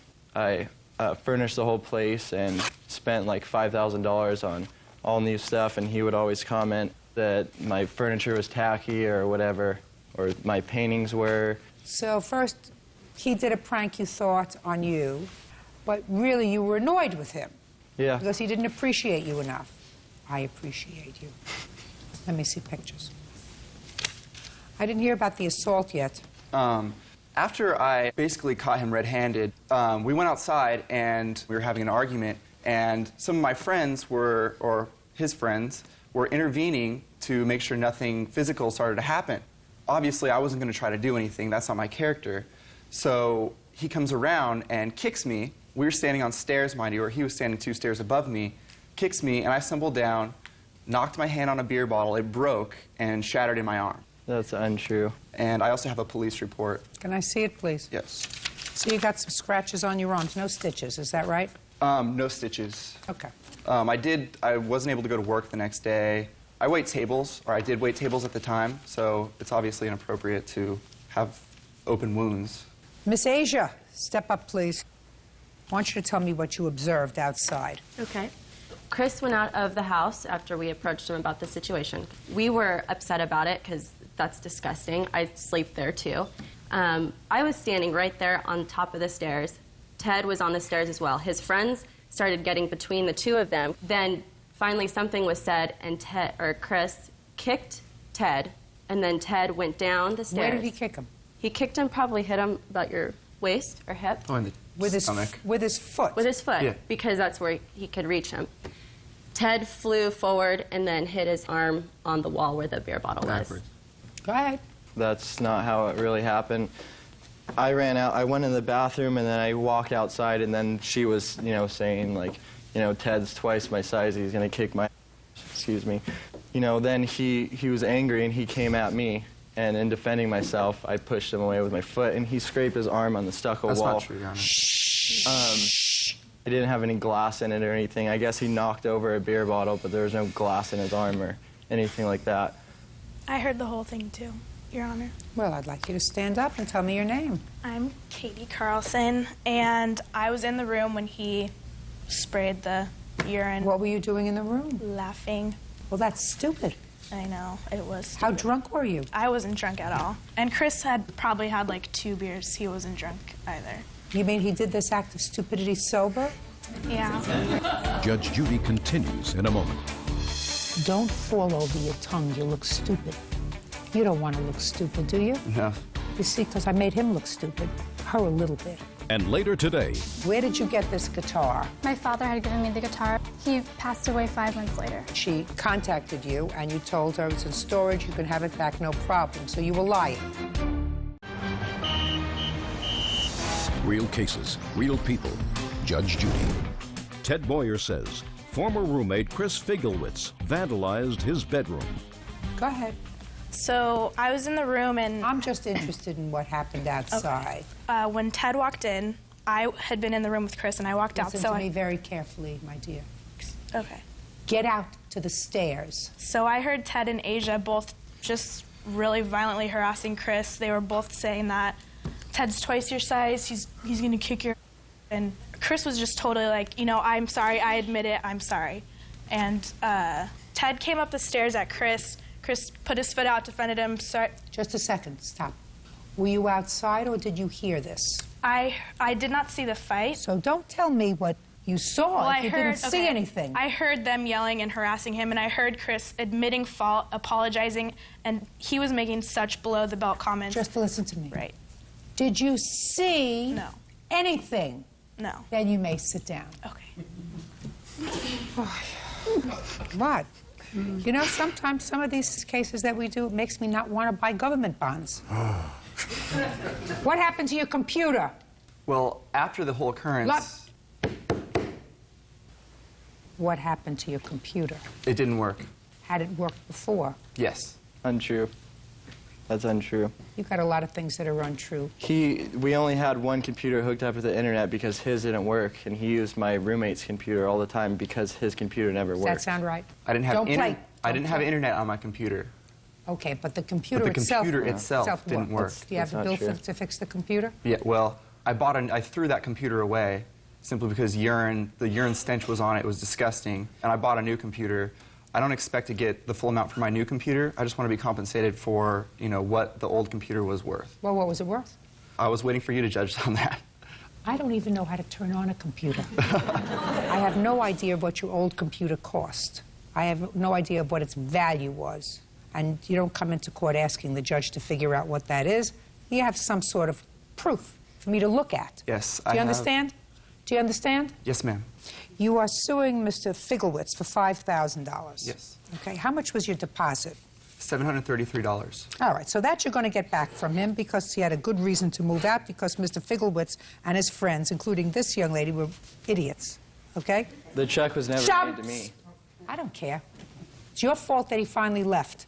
Then he's going to pay you $1,000 for the fall and the scraped arm because even though you didn't have glass in your arm, it's something that you don't have to tolerate. And I absolutely believe, Miss Asia over here, that your friends were in between the two of you. You were both hot, and that while the friends were in between the two of you, you kicked him and caused him to fall. And you cannot, sir, do that.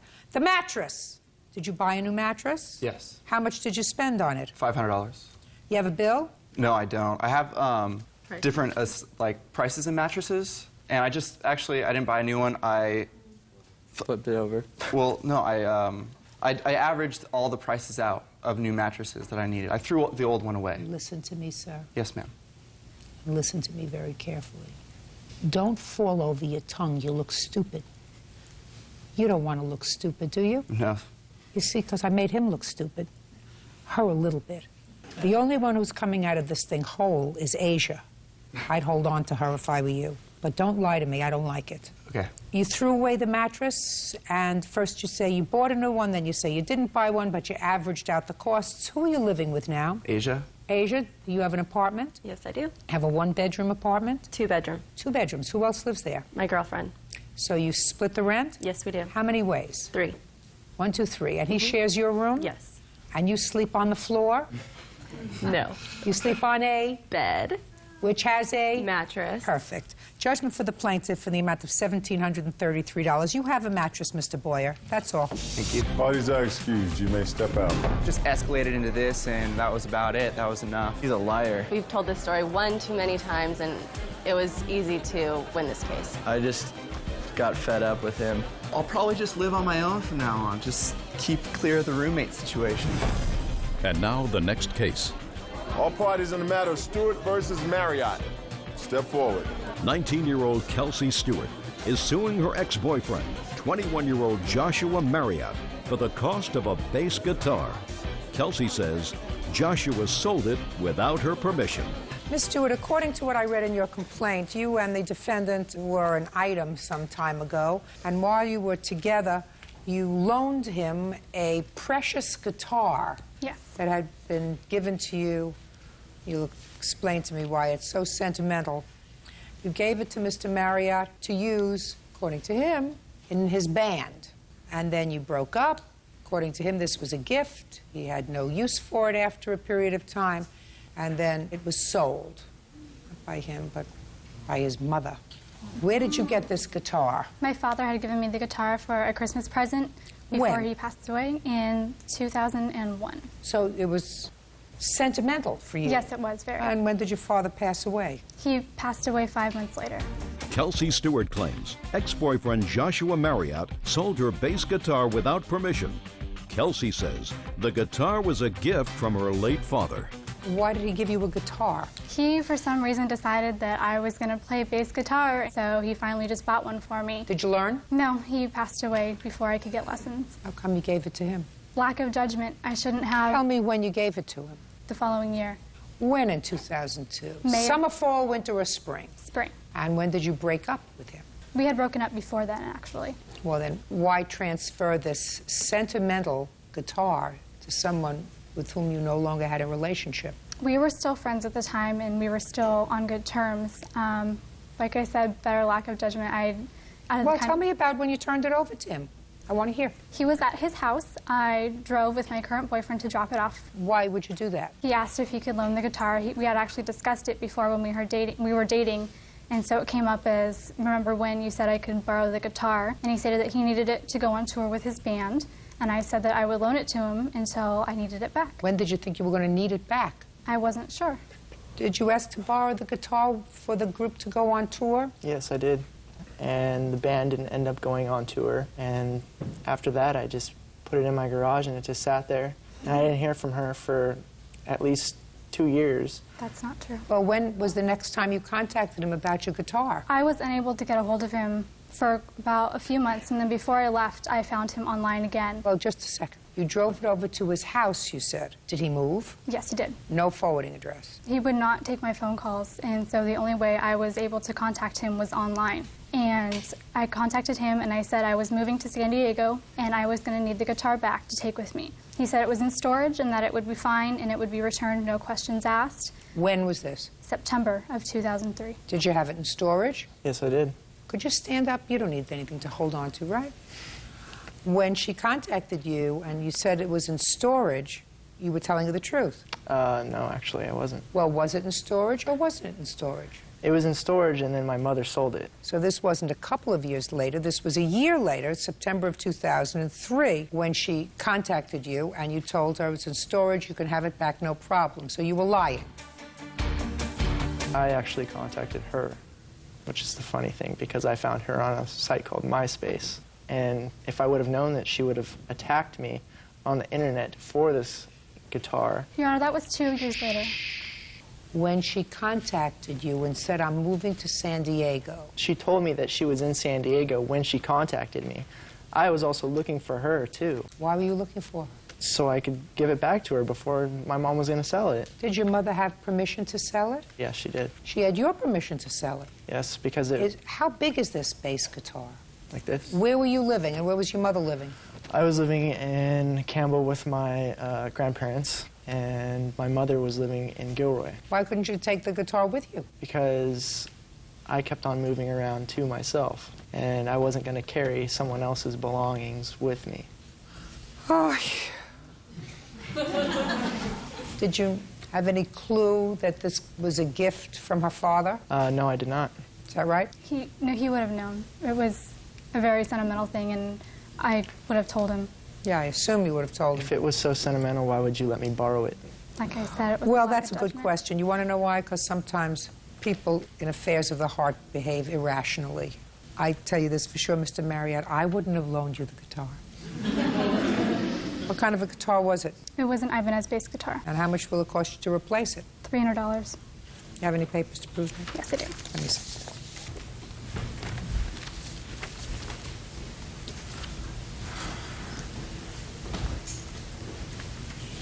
Is this a picture of the guitar?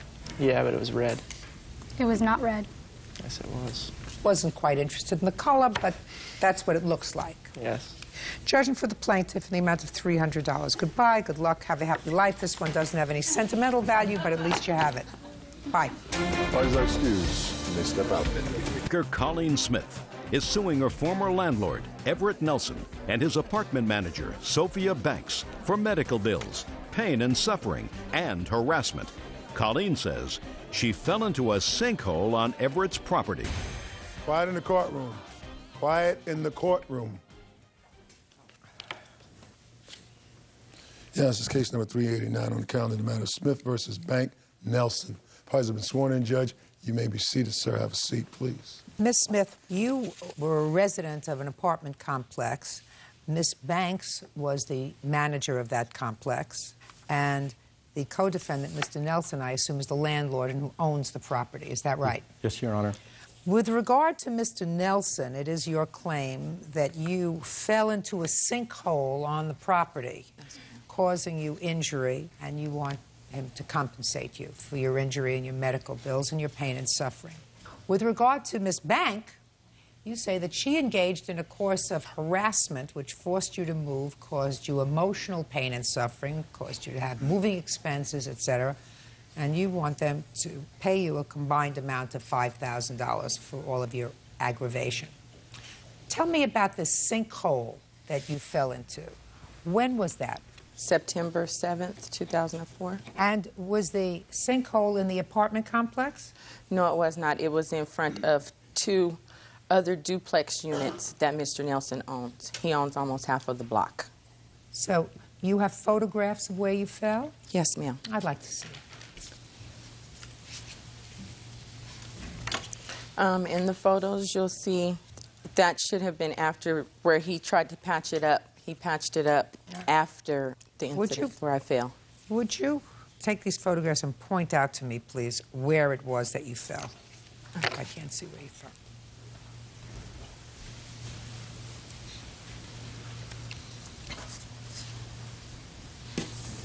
Here's the hole that I fell in here. I was actually getting out of the resident's car that was living at this unit. I got out, walked along the edge of the curb, got my baby out of her carrier, out of the back car seat, and there was water running from the top part across the sidewalk, so it just looked muddy. And so I didn't want to get my shoes dirty, and I stepped out of the car onto the curb, but I lost my balance holding the baby in the carrier, and that's when I stepped right here, and it sank. Let me see. I'm sorry, thank you. Excuse me, Your Honor. Who are you? I'm her fiance. Yes, were you there? No, I was at work at the present time, but we also have notification from the water company that the sinkhole was caused in part due to a faulty sprinkler system that he had installed. And the resident called in on it. Which resident? The resident that was living at the house who gave her a ride at that time. Let me see.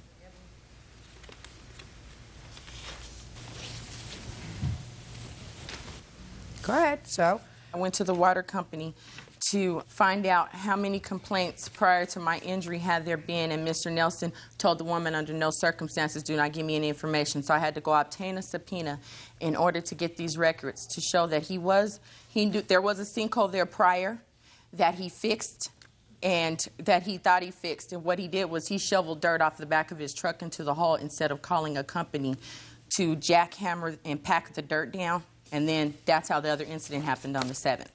Okay, you have your medical records? Yes, ma'am. I'd like to see them, please. Thank you.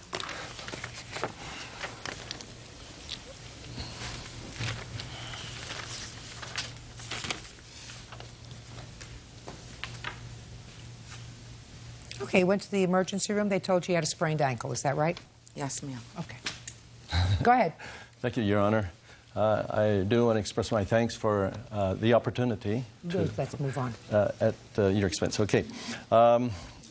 This is an exhibit I want to share. It shows the duplex in the back. My wife and I purchased this last December and fixed it up. And believe you me, we take good care of our tenants. Listen this is to very me. important. Okay. Let's get to it. Yes, all right. I've read what it said. It said that there was a sink. Listen Okay. to me, Mr. All right. Nelson. I'm Yes. speaking. Yes. Pay attention. Listen to me. I'm speaking. Pay attention. The report says that there was a hole on that property that was caused by a sprinkler, that it was filled in on one occasion. Is that true or not true? One occasion. Fine. But I had a company come in and put in a new water tap because when we bought the property, it was told to us that the neighbor on the north would not pay his water. So I put in the water tap. Mr. Nelson, let me explain something Sure. to you, sir. If there is a hole on your property... I have objected to that Listen to me. being on my property. Well, then I'm and going I can prove that. to Okay. let you get to Okay. it. If it's not on your property, it's Sure. not on your property. Sure. Okay. Okay? There's a hole on your property, and you have noticed that there was a prior hole on your property, and you attempt to fix it, and you don't fix it. I did. No, listen to Yes, me. Yes, okay. And you don't fix it so that it creates a situation so that somebody injures themselves, you're responsible. I assume that you would have homeowners insurance that would cover that. If your defense is that the hole is not on your property, show me. Okay, that's one of the defenses. Another is that I didn't cause the hole. It was, I honestly believe, sabotage. And this may sound strange, but the lady that lived in this property would not pay 1 penny of water. Who's the lady who lived in the property? Ms. who was the renter of this property. Okay, she never paid a penny for water. Yeah, that's right. And it was written in the contract that she was responsible to do Who cares? I don't care about that. Okay. That's not important. Show me that the property All right. isn't your property. All right. You can see these 2 water meters. This hole was by 1 water meter that was right next to the curb, and that was right here. The cause of the hole was the slashed pipe, like someone jammed a spade, and this is what the guy that repaired it Just said. look at me. Don't talk to Okay. them. Look at me. Sorry. Jammed a spade or a shovel into the grid and slashed it. Mr. Nelson, Yes. I have a mind like a steel trap. You were going to show me that the property where the hole is not your property. Now you have 30 seconds, because I've already wasted enough time with you. Show me that the property wasn't yours. Right. Just this picture right here shows the meter by this house and the meter by this house, and it was right in front of this meter right here, next to the curb, is where the hole was. Here's another picture right here. Just a second. Let me see the first Sure. picture. May I approach No. the bench? Okay. Go get it from me. Okay, sure. This picture that you're showing me, sir, this is not where she fell. She fell at a spot very, very close to the curb, that little curb. That is true. That is true. So this, sir, what you're showing me here... It's just showing this, the 2 meters. The 2 Well, meters listen to there. me. I don't care if you're showing me 2 meters. It's not where she fell. I'm not interested in meter. I'm not a meter maid. This is not where she fell. She fell near a curb. When did Miss Smith tell you that she had fallen into the sinkhole and hurt her ankle? She did not. She Really? did not. Okay. Miss Smith, when did you notify Mr. Nelson that you had fallen into the sinkhole? I did not notify Mr. Nelson I had fallen into the sinkhole. Why not? Because he came onto the property within that week, and he seen me on the crutches, and the other neighbors had told him, and he did Don't tell me what other people told him. I'm asking you a question. Your fiancé seems like an intelligent man. The two of you, you are articulate. You seem like an intelligent woman. If I fall and I injure myself, I call the landlord immediately, just like you went to the doctor, and say to him on the 7th or the 8th or the 9th or the 10th, I fell on your property. I want you to take care of my medical bills. or whatever. You're right. Why I guess didn't I you? would have, but the next day I was served with this notice. Can I see? And so at that point, I just decided not to discuss it with him because someone had already gotten him to the point. So I figured, well. So on the 8th of September, he told you to move. Yes. Right. Why did he tell you to move? This was the day after you fell. Well, according. Why did you tell her to move, Mr. Nelson? I gave her a 30-day or a vacate notice to move because she was causing a lot of disturbances in the community. This was perpetual. That's why I asked these people to show the properties, clean up if there's a transition in tenancy, to prepare them, you know. And I have worked for Mr. Nelson prior to this. Mr. Nelson, do you have any verification from other tenants that Miss Smith was causing you problems? Do you have any letters that they wrote to you, any emails that they sent to you? There's a wonderful verification right here. Mr. Nelson! Yes, yes. I asked you a question. She was a tenant of mine. I'm asking you a question. Oh. Whether you have any letters or complaints from other tenants about Miss Smith. I was one The witness. answer is either yes or no. Not written. That's all I'm interested in. Do you have a bill, by the way, for your sprained ankle? Yes, ma'am, I do. I actually have two, one from the emergency department and one from the doctor. All right. Can you step over here, please? Yes, ma'am. Step over here, please. Very good. You could put your crutches away. I'm unimpressed. Somebody who No, let me explain something to you. Somebody who has a continuous problem with a sprained ankle from months ago doesn't wear high heel shoes. They wear sneakers. Step back. So I'm unimpressed with the crutches. No, I just bought them in to show Listen you to how me not to very wear. carefully. Anybody who can't walk doesn't wear high heel shoes. They wear sneakers, even though they may not look elegant. They wear sneakers. I want to see the letter where you notified him that you fell. I didn't. You never did? We talked verbally on the phone, and when? Around the 15th or 20th of what? Of September, when he called me to tell me that I didn't have to move because he hadn't gotten any complaints, and that, you know what I think about you falling. Tell me what's going on with this whole thing. And I said, well, Mr. Nelson, I hurt my ankle. And he told me, well, you know what I think about that? I think you're faking. Yeah. I don't believe you. I object, Your Honor. What? Because Sophia, Ms.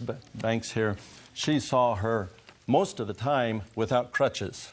I don't believe she needs crutches, Mr. Nelson, but I believe you're responsible for our medical bills. Got me? Judge Judy continues in a moment. She, you know, made the statement to me that, why you in my business? We're going to mess you up. Real cases, real people. Judge Judy. Colleen Smith says former landlord Everett Nelson owes for damages due to an accident on his property.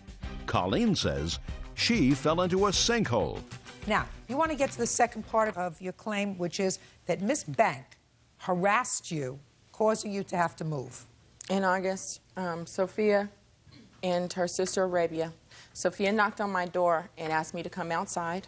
And when I came out with my baby in my arms, she, you know, made the statement to me that, why you in my business? We're gonna mess you up pretty much if we hear our names come out of your mouth again. And right around that time, her sister came from around the wall there. And, yeah, it's, you know, they were coming towards me as in an aggressive manner. Put your hand down. That they were going to fight me, we're going to mess you up. And we got into the conversation that, you know, my parents are calling over my house. And I said, well, you know, they asked you not to have their minor child over your home, then send them back home. I don't know. What was the dispute about? I had called her parents to inform them. I didn't call her parents. He called her father to let them know that her younger sibling was over her house, who was 15, and he was a witness in a case that pertained her and another brother, and he didn't want him over there. So your boyfriend, your fiancé, got into her business. Right. I'm not saying right or wrong, but that's what the dispute was about. Is that right, madam? That is correct, Your Honor. Okay. Fine. And you went over to her house and you told her to stay out of your business? That is correct, Your Honor. And you went over with your sister?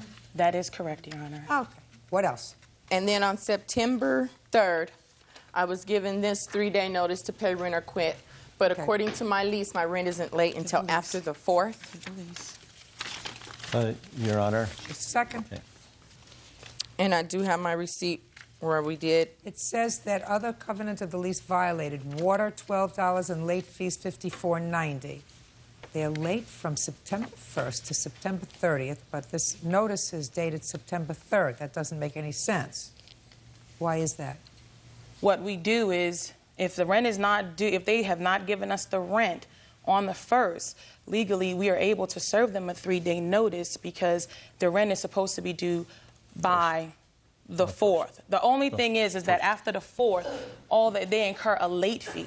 It's for nothing else. What's the late fee that you're talking about here, $54.90? That's 10% of the rent if they don't pay by the 4th. They have 4 days of grace. The rent is due on the 1st. Mr. It's Nelson, late on the 2nd. Mr. Nelson. Yes. I don't think you ought to be a landlord. Listen to me. I don't think you ought to be a landlord, sir. Either you're playing dumb or it's not an act. I work I'm not hard sure to which. please my tenant. Listen to I really me. do. Either you're really playing do. dumb, Mr. Nelson, or it's not an act. If rent is due on the 1st and you have until the 4th as a grace period, it's not until after the 4th that you incur late fees. And this notice says that she violated her lease because she owes $54.90 in late fees. My question is, for what month does she owe late fees? The current month that this is That's about. impossible. It's impossible. Could you please repeat that? It's impossible. On the 21st, he told me I could stay. But again, he did it again on the 2nd of October. And he had Sophie. The notice to vacate was for all the disturbances, and I have testimony here that's notarized. Now, I'm going to let Miss Banks testify, since she was a resident of the place. What you heard from Miss Smith's apartment that caused you to report to Mr. Nelson that she was creating a problem? It wasn't what we heard from her apartment. It's what they were doing outside. They were drinking, partying until late into the night, like 1, 2 o'clock in the morning. Okay. Anybody else in the complex partying outside in the summertime? The other tenants that were there that were partying with her, they are no longer there. You know those people? Yes, I do. Are they gone? All except one of them. And it was the whole block that had a barbecue for Labor Day. The whole complex came except Sophia Banks. When you were given the notice to leave by Mr. Nelson, the last one, and you did in fact move. Without notice. Excuse me. Sorry. You understood that you had the ability to fight that notice because you weren't in arrears on your rent. Yes, ma'am. Why didn't you do that? I took my rent money that day that I was going to give him that day, and I took it and I gave it to another landlord because Sophia and her sister... October? October 2nd. Okay. So you took your rent money and you moved? Yes, ma'am. And when did you move? October 2nd. And Really? I turned the keys in to Sophia's husband. Okay. Your Honor, may I? On the 3rd. Here is the way she left the apartment. I'd like to take a look at it. In fact, it looks worse than the pig pens I had when I was raising hogs. Cups of beer and... If we drank outside... That's the living room. In Mr. Nelson's lease... Okay, you left the place pretty dirty. Did you have a security deposit from her? No, not in this one. Okay. You left the apartment messy, but I don't have a counterclaim. Okay. Ms. Smith, it's a long case. I believe that he is responsible for paying for your medical bills and then some with regard to your broken ankle. I don't find that since you didn't fight this eviction, which you could have, that he's responsible for harassing you. I think that probably Ms. Banks was just as happy to have you go since there was some acrimony that existed between the two of you and she did the wrong thing. I don't think that you're able to be compensated for that to the tune of $5,000, but I certainly think that you are entitled to your medical bills with regard to your ankle and then some. Judgment for the plaintiff in the amount of $2,500. That's all. Parties are excused. You may step out. Leader Jeff Ratcliffe is suing his ex-girlfriend, Kim Hicks, and her son, 15-year-old Wendell Hicks, for medical bills resulting from a fistfight with Wendell. Wendell says Jeff had been spreading rumors about him and a female friend. Yeah, this is case number 275 in the case of Ratcliffe versus Hicks. Parties have been sworn in, Judge. You may be seated. Gentlemen, have seats. Mr. Ratcliffe, you and this lady, Miss Hicks, had been involved in a relationship. And according to your complaint, there was an altercation where you came to her rescue. She was having an altercation with her son, I assume this young man. As a result of that, you were injured, and Miss Hicks agreed to pay your medical bills. She has not done so. You are no longer a couple, and you want your medical bills paid. Miss Hicks says that you were the aggressor in this altercation with her son. She is suing you for damaging her home and for injuring her son. Is that right? Correct. When did this take place, Mr. Ratcliffe? It was July 8th, 2003. Tell me how it started. Well, we received a phone call at the house. Who's we? My son and I. Who answered the phone? My son. And Step up. I wasn't saying hello. I was telling you to stand up. Tell me your name. Alex Ratcliffe. Alex, did you receive a phone call on the 8th of July? Yes, I did. Who was on the other end of the phone? Initially, I heard Kim screaming in the background. Kim, is that you? Miss And Hicks. Miss Hicks. I initially heard her screaming in the background, but Wendell was talking to me, and he asked to speak to my father. And when I went to go give my dad the phone, I heard her in the background screaming for help and asking for my dad. You went and got your father? Yes, I went and got my dad and gave him the phone. What happened when you picked up the phone? Who was on the other end? it was Wendell Hicks on the phone indicating he was coming to my house to kick my butt, him and 4 boys, because I'd supposedly spreading rumors about him and some girl in the neighborhood. So he said he was coming to your house? Yes. And he hung up. I returned the phone call back. You could still hear Kim hollering and screaming bloody murder in the background. What did you hear? She was just screaming for help, Well, what did you actually hear her say? for Wendell to leave her alone. Okay. And when the phone call came, I called back because he had hung up, and I'd asked for him to explain himself. For why is he coming to my house? He said it was due to because I'd supposedly spread some rumor about him putting a hickey on the neighbor girl's neck.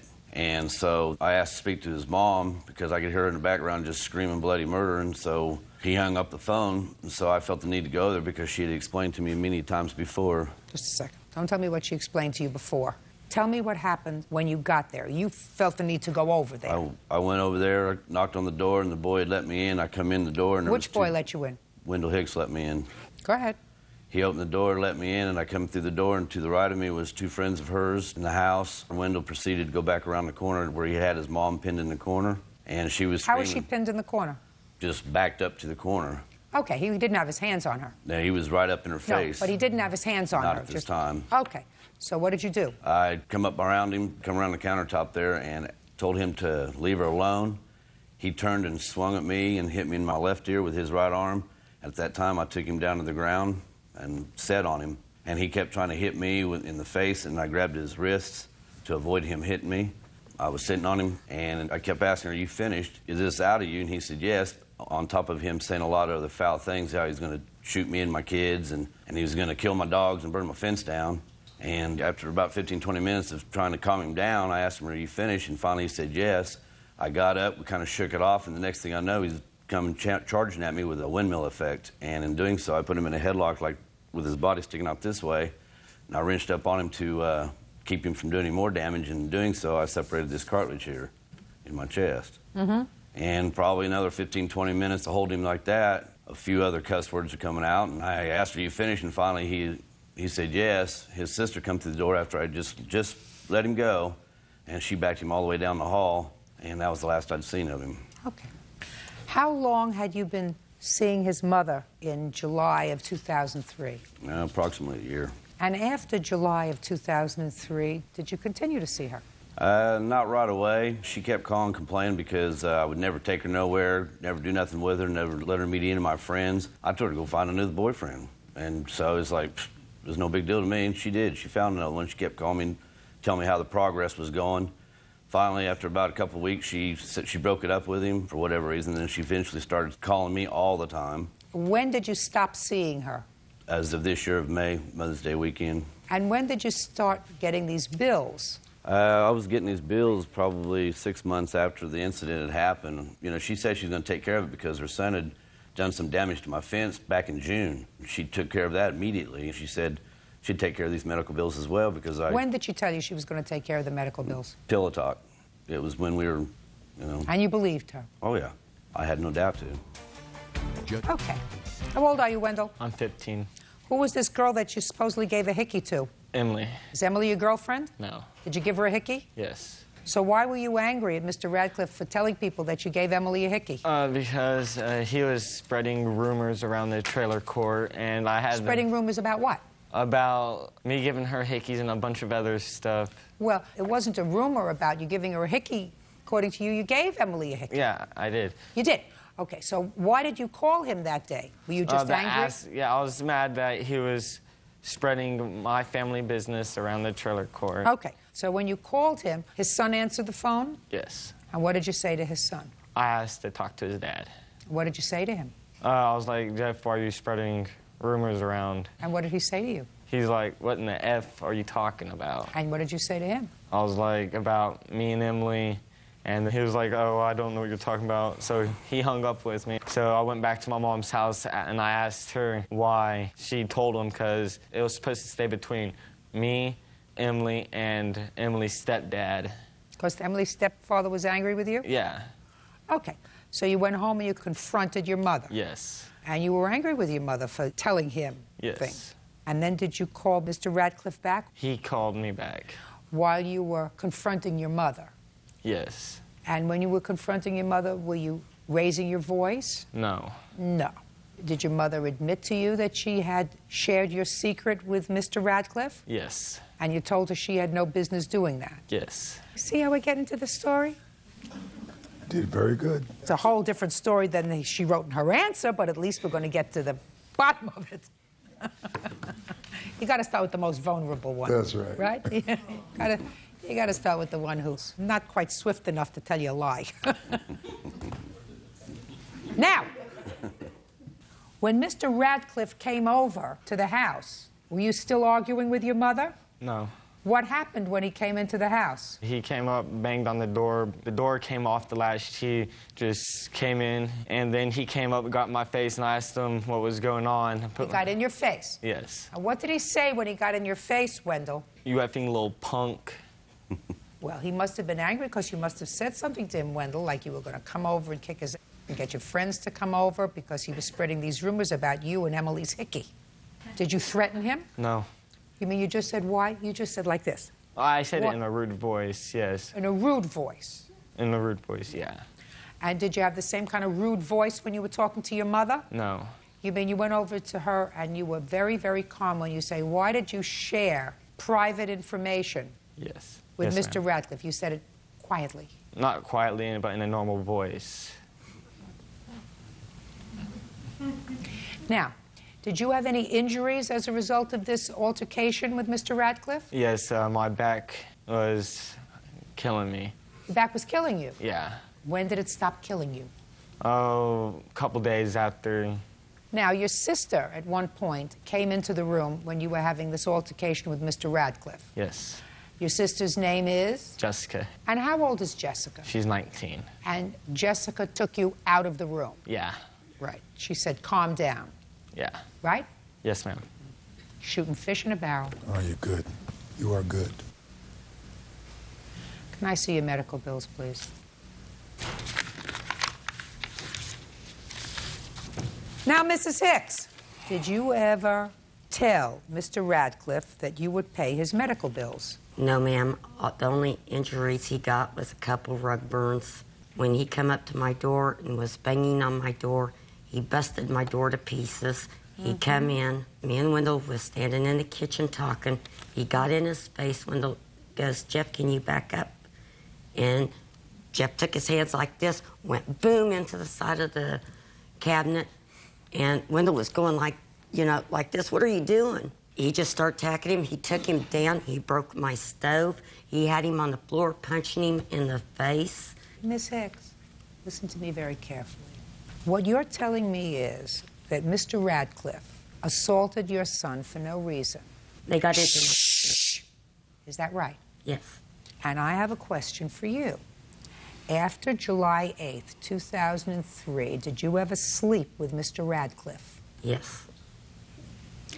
Even though he assaulted your son without provocation. Is that right?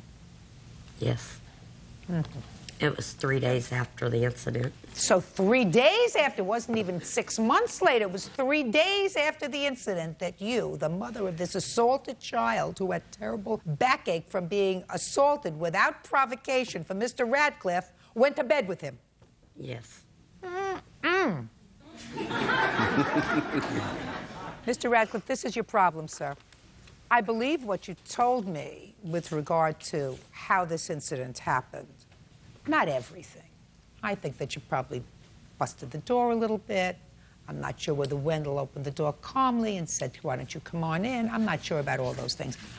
What I don't believe is that she agreed to pay your medical bills. And we know, I gather from these papers, that there is currently an action pending against you for stalking Miss Hicks. Now, I'm not getting into that, but according to Miss Hicks, you did not file this claim for your medical bills until a couple of days after she either filed and or served you with this stalking complaint, which is well over a year later, a year after the incident. So the issue that I have to resolve is whether she put you in harm's way or you put yourself in harm's way when you went over to her house. And there were several things that you could have done on the 8th of July. One of them is if you actually believed that Miss Hicks was in danger, you should have called the police. Judge Judy continues in a moment. And later today, there's no question that the computer was broken. We don't know that. Well, I know that. I mean, did she have a vendetta against you? real cases, real people. Judge Judy. Jeff Radcliffe says his ex-girlfriend Kim Hicks and her son, 15-year-old Wendell Hicks, promised to pay his medical bills after he had a fist fight with Wendell. Now, you were angry because Wendell over here opened up his big fresh mouth to you and you went over there. And this altercation occurred because of that, because if you were genuinely concerned with Miss Hicks, you would have called 911 and said, get a squad car over there as soon as possible. Her son's beating her up. So you were annoyed with Wendell and you went over there to confront him. And if you got hurt, that's the way it goes. Case is dismissed. That's all. Shows your counterclaim. Parties are excused. You may step out. He broke my door down. He assaulted my child. He has no respect for no one, let alone himself. She showed my dad, myself, and my brother all bruises that she's gotten from all of her kids before. I have never had any bruises on my body. He's a bully of the neighborhood. He wants to pick on anybody and everybody. They can think what they want to think. I know the truth. The only reason why she filed this stalking order is because I've got a new girlfriend. And now the next case. All parties in the matter of LeManc versus Minor. Step forward. 23-year-old Gerald LeManc is suing fellow partygoer Daryl Minor for knocking over his laptop computer during a party. Gerald says Daryl had been drinking all day. Mr. LeManc? Yes. You attended a 30th anniversary party at the home of the defendant? No, it was at the home of a friend of mine. Defendant was a guest? Yes. And you brought your computer with you in order to play music? Correct. And it is your claim that Mr. Minor damaged your computer? Correct. Mr. Minor says that you balanced this computer in a very precarious way, that he did bump into it, but nothing happened to it, and you shouldn't have brought it anyway. Right, so far? Right, so far, yes. Good. When was this party? August 21st. Now, what prompted you to bring your computer? I brought the computer for musical entertainment. Didn't they have a radio? We did have a radio on top of 2 speakers, along with the computer. Okay, so you had 2 big speakers. How tall were the speakers? About 3 or 4 feet tall. I have pictures. I'd like to see pictures. I have pictures of where the computer was and that it was balanced on the speakers. Oh, I see where it is. I see it's balanced on one of the speakers. And the ground there was quite level and the speakers were level. I see where it's balanced on one of the speakers. With room to spare. There's room around the whole computer. It's balanced on one of the speakers. Okay, now who saw Mr. Minor damage the computer? Okay, step up. Who are you? My name's Raylene Luby, and I'm his cousin. Whose cousin? Daryl, Mr. Minor. Okay, go ahead. There was a tent there, and so I went outside the tent by the computer and where the beer was, and I was getting a beer, and he came around the corner and he said, "What are you doing?" And then all of a sudden, he fell forward onto his knees, and the thing slammed shut. The speaker moved. He straightened the speaker back up, stood back up. I walked around. I said, "Jerry, you better go look at your computer." Daryl fell on it. When he fell on it, it was during the afternoon? No, it was nighttime. Had you spoken to Mr. Minor earlier that evening? Yeah. Was he fine? Well, he was drunk. Well, that's what I'm asking you. He was drunk. Sure. What do you mean, sure? I mean, you don't necessarily been go to a drinking all party and day. get drunk. What? He was quite drunk. So when he fell on the computer, he was drunk? Sure, yes. Okay. Go. Your Honor, when I got there, it started at 3 o'clock. My wife and I showed up. They were playing Irish music. Party went on. Can we get to the computer, Mr. Minor? Do you remember falling? I remember hitting the speaker. I was going for a beer. There was a space maybe about 2 foot to get in there. The way the speaker was set up, it was set up so you had to go around it a little bit, which I did. Did you have too much to drink, Mr. Minor? Your cousin says you did. Well, they had Jello shots there. Did you have too much to drink? Did I have too much to drink? No, I was walking. I didn't have that much to drink. I have 2 pictures there, Your Honor, with him with a beer cup in his hand, and he was drinking all day long. Well, I assume that he was. It's an anniversary party for my cousins. Okay. I live So what around happened? the corner. So what happened to the computer? Is that what it looks like now? Yes, the computer was damaged. The screen from here to here, and in between, in the middle, and it's shattered. What do you want to say? First, who are you? I'm his wife. Go ahead. I just wanted to say that he wasn't the only one that was drunk. Everybody at the party was drunk. That's why I left early. I do not drink, and it's no fun being with a bunch of people who are drinking. I'm with you. So I left. So he was not the only one drunk, and he was not the only one who probably bumped into that speaker. Well, that you don't know. All you know is that that's his cousin. Right. She said the computer was working on top of the speaker. He was drunk, and he fell over, and he knocked it over, and that's what happened. Right, that's what she says, because she was drunk too. That may be. However, there's no question that the computer was broken, right? We don't know that. Well, It's I know broken that. now. Well, I know that. I mean, did she have a vendetta against you? Listen, Mr. Minor, when you drink, and sometimes you don't remember what happens because you drink too much, sometimes it turns out okay, and sometimes it doesn't turn out okay. In this case, it did not turn out okay. He's allowed to bring his computer to the party. He's allowed to place it someplace, and if you weren't intoxicated, then I would say, well, it's an accident. You fell over, and that's what happens. But when you allow yourself to become inebriated to the extent where you're not steady on your feet and damage occurs, you're responsible, sir. There's no question you're responsible. Then there may have been a lot of other people who were drinking, and there may have been a lot of other people who could have fallen over, but they didn't. You did. Judgment for the plaintiff in the amount of $757. That's all. Thank you, Your Honor. Parties are excused. You may step out. एक 10 साला शेर अपने दोस्तों के एक बड़ी मुहिम पर निकला था ताकि जंगल के एक छुपे हुए हिस्से की खोज करे। उनके पास एक नक्शा था और वो उन्हें जंगल के दिल में एक प्रासरार और मड़ा हुआ है। दरख्त ले आया। दरख्त अजीब वो गरीब शक्ल का था। उसकी छाल सियाह थी और उस पर अजीब वो गरीब निशान बने हुए थे। फजा में एक अजीब सा खौफ था। क्या यही वो जगह है? शेरू ने हचकचाते हुए पूछा। हाँ, यही है, माइलो हंसते हुए बोला। चलो देखते हैं कि अंदर क्या है। जब वो दरख्त के करीब पहुंचे, जमीन अचानक लरजने लगी। दरख्त की खोखली जगह से एक खौफनाक मखलूक निकली, जिसकी आंखें सरख और चमकदार थीं और पंजे तेज थे। उसका जिस्म सायादार था और उसकी मौजूदगी में सर्दी सी महसूस हो रही थी। शेरू का दिल तेज तेज धड़क रहा था और उसके दोस्त खौफ के मारे जमूद में आ गए थे। लेकिन शेरू के अंदर कुछ ऐसा था जो जाग गया था, एक हौसला जिसका उसने पहले कभी तसव्वुर भी नहीं किया था। उसने गहरी सांस ली और कदम आगे बढ़ाया। मैं तुमसे नहीं डरता, शेरू ने हैरत अंगेज तौर पर कहा। हमें अकेला छोड़ दो। मखलूक रख गई और उसकी सरख आंखें हैरत से झपकने लगें। उसने कभी ऐसा नहीं देखा था कि कोई इससे ना डरे। आहिस्ता आहिस्ता वो पीछे हटने लगी। उसका जिस्म धंध की तरह मध्यम हो गया। तुम्हें डर नहीं लगता? मखलूक ने आवाज में लरुजते हुए कहा। नहीं, शेरू ने पक्का इरादा जाहिर करते हुए कहा। तुम हमें डरा नहीं सकते।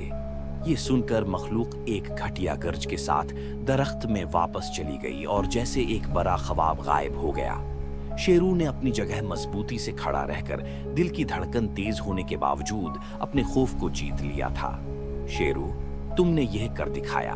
उन्वान आखिरी पैगाम। एमा एक कैफे में बैठी थी, अपने फोन को देख रही थी। वो थोड़ी उदास लग रही थी, जैसे कोई बात उसके दिमाग में चल रही हो।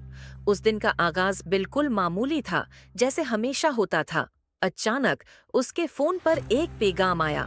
हाय बेबी, मैं घर पहुंचते ही तुम्हें कॉल करूंगा, वादा। एमा मुस्कुराकर जवाब देती है, ठीक है, तुमसे बात करके खुशी होगी। लेकिन वो रात कभी न आई। एमा ने बार बार अपना फोन चेक किया, मगर माइक ने कॉल नहीं की। अगले दिन सुबह एमा ने सुना कि माइक का एक हादसा हुआ था और वो अस्पताल में था। इस रात एमा को ये भी नहीं पता था कि वो आखिरी बार माइक से बात कर रही थी। एमा की आंखों में आंसू थे जब वो अपने फोन पर आखिरी पैगाम को देख रही थी। ठीक है, तुमसे मोहब्बत करती हूँ। वो सोचने लगी कि वो आखिर वक्त तक अपने जज्बात उस तक पहुंचा नहीं सकी।